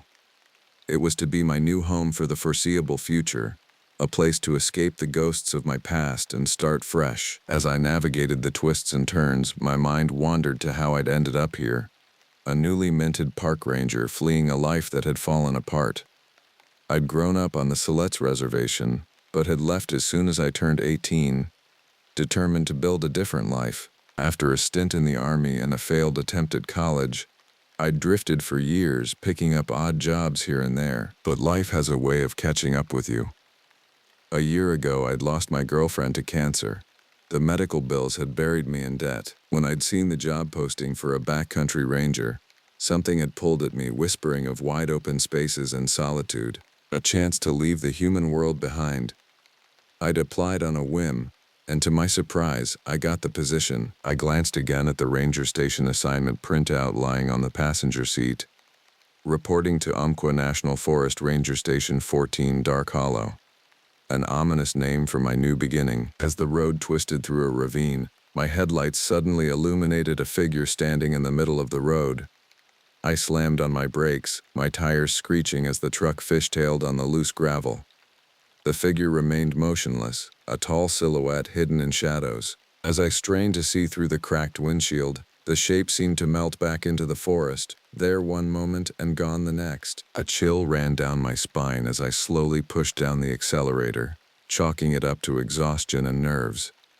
But deep down, I couldn't shake the feeling that it had been waiting for me, that its eyes had burned into mine with an ancient hunger. The ghostly figure was my first brush with the thing that would come to haunt my every waking moment in Dark Hollow. But that night, as I pulled up to the aging log cabin that would be my home, all I could think about was a hot meal and a warm bed. As I fitfully drifted off to sleep, I tried to ignore the prickling sensation that I was being watched from the inky blackness beyond the cabin's walls. If only I had known then what lurked in those primordial woods, I would have gunned the truck and driven until I left Dark Hollow far behind me. But fate had already entangled me in its web. and there was no escaping what stalked the night. I awoke to golden sunlight filtering through the dusty windows and the trilling of birdsong in the towering pines surrounding the cabin. For a moment I forgot the unease that had gripped me the night before, allowing myself to imagine this was just another solo camping trip. A rejuvenating escape from civilization, but as I swung my legs out of the creaking wooden bed frame, the events of the previous night crashed over me like a frigid wave. The figure in the road, the sensation of being watched, the oppressive darkness of the forest. It had to have been my overtired mind playing tricks on me. I dressed quickly in my new ranger uniform, the olive green pants and gray shirt still stiff with newness. Pinning the gleaming gold badge to my chest, I felt a swell of pride. I was a park ranger now, a protector of these ancient lands. Whatever unease I felt would pass like a fleeting shadow once I stepped into my new role. In the small kitchen area, I brewed a cup of strong coffee and poured over the stack of orientation materials left by my predecessor. Park maps, maintenance schedules, trail condition reports. It was all routine stuff. But as I flipped through the stack, a handwritten note caught my eye. Scrawled in shaky, erratic lettering, it read, "Beware the watcher in the woods. It comes at night, hungering, always hungering. Lock your doors, keep the fires lit, and pray it doesn't choose you." There was no signature, no explanation. A shudder ran through me despite the warm sunlight streaming through the windows. Surely this was just a prank, a bit of dark humor left by the previous ranger to spook the new guy. But something about the desperation in those jagged letters felt authentic. The words of a man who had seen something that had shaken him to his core. I crumpled the note and tossed it in the trash, refusing to let it rattle me.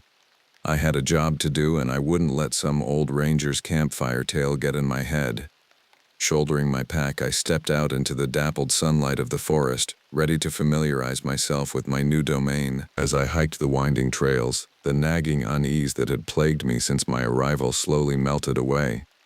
The forest was breathtaking in the light of day, the misty green light filtering through the dense canopy soothing my battered soul. This was what I needed, what I craved: solitude, silence, a chance to lose myself in something greater. But even then, in those first golden hours, I could feel it watching me from the shadows between the ancient trees, biding its time.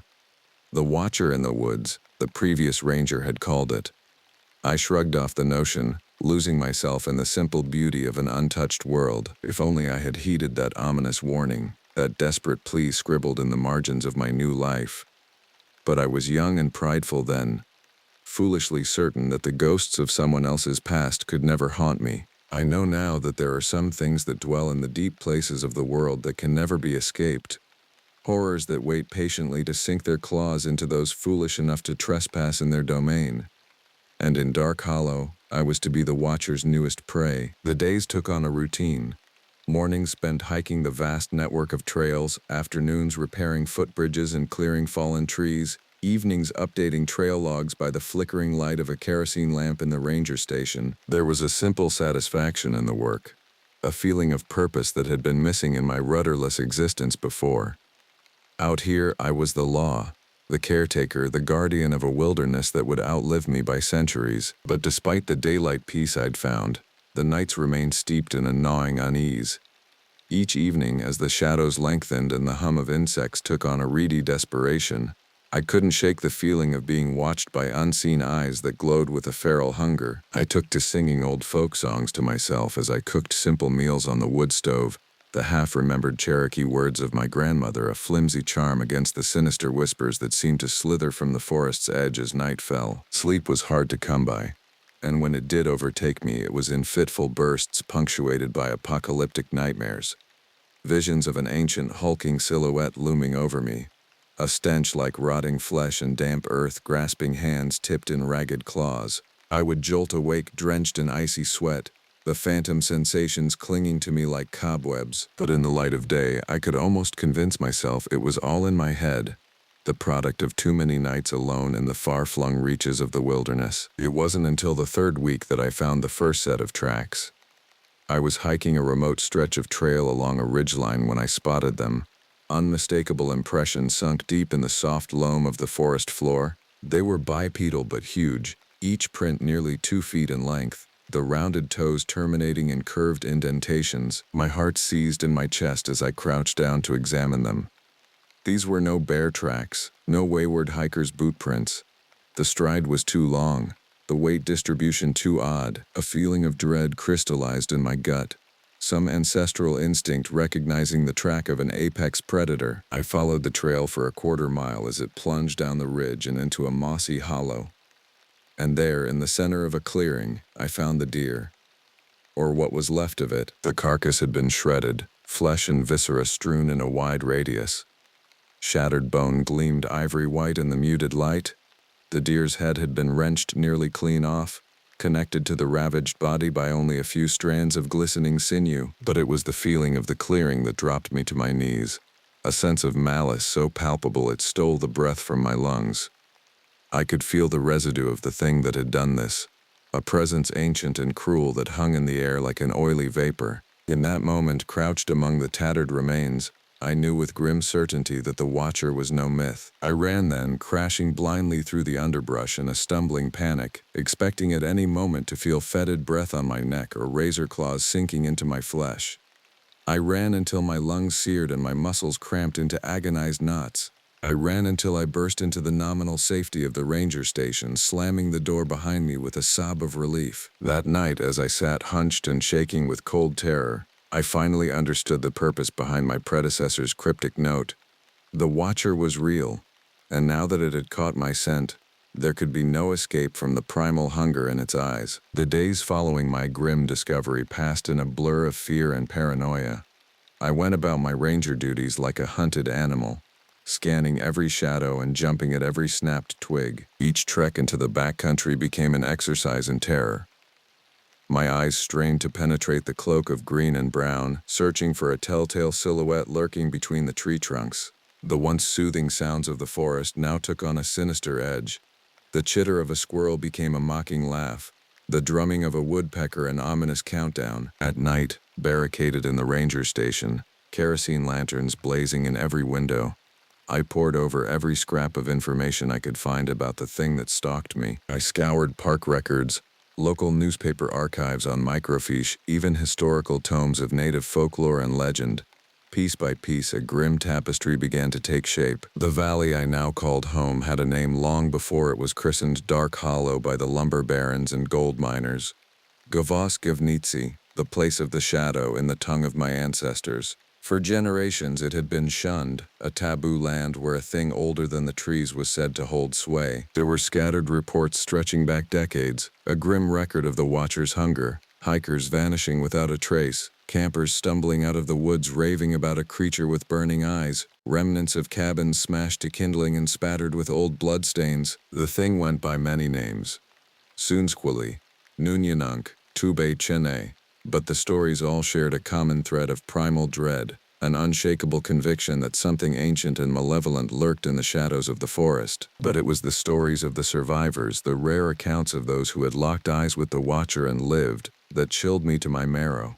Their words painted a picture of a hulking form, not quite human but not wholly beast. A thing woven from shadow and hunger that moved with a liquid grace belying its size. They spoke of a face that was a twisted mockery of human features, of sunken eyes that glowed with a cold, predatory intellect. And they all shared a certainty that the Watcher was no mere animal. It was a relic of a primordial age, a manifestation of the forest's darkest heart. As I read, a grim resolve began to crystallize within me. I was not the first to be marked by the Watcher, but I was determined to be the last. If this primeval horror wanted to make me its prey, I would not go quietly into its foul embrace. I would fight, even if I was doomed to be just another footnote in the long, bloody history of Dark Hollow. So I began to prepare, to arm myself for the confrontation I knew was coming. By day, I scavenged what I could from the ranger station's meager supplies: a battered hunting knife, a rusted axe head, a coil of weathered rope. By night, I fashioned crude traps and snares from deadfall and scrap metal. I knew it was only a matter of time before the Watcher tired of its game of cat and mouse, before the gnawing hunger in its belly overrode its cruel playfulness. And when that moment came, when the shadow thing finally slipped from the tree line with ravenous intent, I would be ready. But in the darkest recesses of my heart, a grim truth whispered, No matter how well I prepared, no matter how fiercely I fought, in the end the Watcher would have its due, for I was no longer the hunter in this forest primeval. I was the hunted, a plaything for an ancient evil that had glutted itself on human misery for generations uncounted. All I could hope for was an end with dignity, a final stand that would echo through the years as a testament to the indomitable human spirit. But sometimes, in the darkest watches of the night when despair crept in like a damp chill, I wondered if even that small hope was just a comforting lie, a wisp of self-delusion to cling to as the Watcher's shadow loomed ever larger. In those grim moments, I saw my fate with a brutal clarity, a lonely death between root and rock, the crunch of bones and the wet rending of flesh, my scream just one more ghost to shiver the leaves of Dark Hollow. It came for me on a moonless night, the velvety blackness almost complete under the forest canopy. I huddled in the ranger station, my meager arsenal spread before me on the rough-hewn table, jumping at every creak of the old building's timbers. The attack, when it came, was a whirlwind of shattered glass and splintered wood. The Watcher burst through the window in an explosion of jagged shards, its bulk barely seeming to fit through the frame. In the flickering light of the kerosene lanterns, I finally saw it clearly, a hulking form, easily 8 feet tall. Its proportions subtly wrong in a way that thrust it deep into the uncanny valley. Matted fur, dark as pitch, covered its powerful frame, stretched tight over bulging slabs of muscle. But it was the face that froze the scream in my throat. A twisted parody of human features, the nose and brow melded into a sloping snout, the mouth a gaping maw filled with jagged teeth, and the eyes, dear God, the eyes, twin pools of amber that glowed with a feral, cunning intelligence far removed from the animal kingdom. I scrabbled for the axe and swung wildly, the rusted blade glancing off the creature's hide with a dull clang. It lunged, a clawed hand lashing out with blinding speed to send me crashing into the far wall. Dazed, bleeding from a dozen cuts, I staggered to my feet, fumbling for the hunting knife at my belt. The Watcher stalked forward, its movements languid, almost casual. It knew it had me dead to rights. We clashed in a frenzied tangle of blood and fur, my knife scoring a few glancing blows that only seemed to enrage the beast. But for each scratch I inflicted, the Watcher meted out a dozen bone-cracking swipes, its talons shredding my flesh like paper. In a last, desperate gambit, I snatched up one of the kerosene lanterns and smashed it against the creature's chest.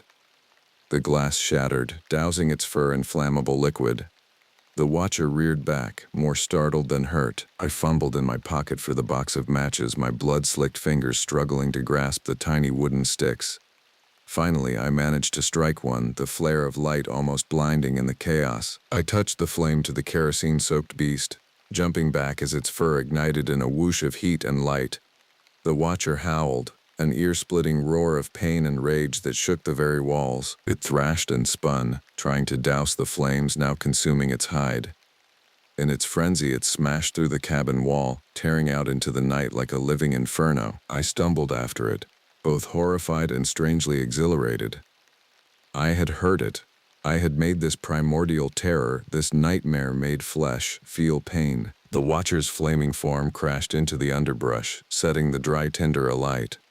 It ran on, disappearing into the trees, leaving a trail of burning foliage in its wake. I sank to my knees, watching the fire spread, leaping from branch to branch. I knew I should try to contain it, to stop the conflagration before it consumed the whole valley. But in that moment, I was gripped by a bleak satisfaction. Let it burn, I thought. Let Dark Hollow be cleansed by the flames. Let the Watcher's shadow be driven from this place, even if it meant my own end. I don't remember much of what followed. A blur of smoke and heat, the wail of sirens in the distance, the choking embrace of the inferno. When the fire crews found me, I was half dead from smoke inhalation, my clothes scorched and skin blistered. They say I was lucky to survive. They say the fire was contained before it could spread beyond Dark Hollow. They don't know how it started, but I know. And I know that out there, in some charred corner of the forest, the Watcher still lurks, nursing its wounds and waiting. It's tasted my scent now, sampled my defiance. It won't forget. It won't forgive. I went into those woods a broken man, seeking solitude and a purpose. I came out burned, scarred, but with a grim revelation. My purpose now is to stand between the Watcher and the world of men, To be the firebreak, the line in the sand, because I've seen beyond the veil of shadows into the true face of the forest, and I know the hunger that dwells there. A hunger older than humanity, a never-ending lust for blood and marrow. So I'll keep my vigil here on the edge of Dark Hollow. I'll stare into the abyss, daring it to stare back. And when the Watcher comes for me again, as I know it will, I'll be ready, because someone has to keep the fire burning. Someone has to ensure that the shadows never claim dominion. The old truck is packed, supplies for another long haul into the backcountry. The scars have faded, but the memories remain vivid.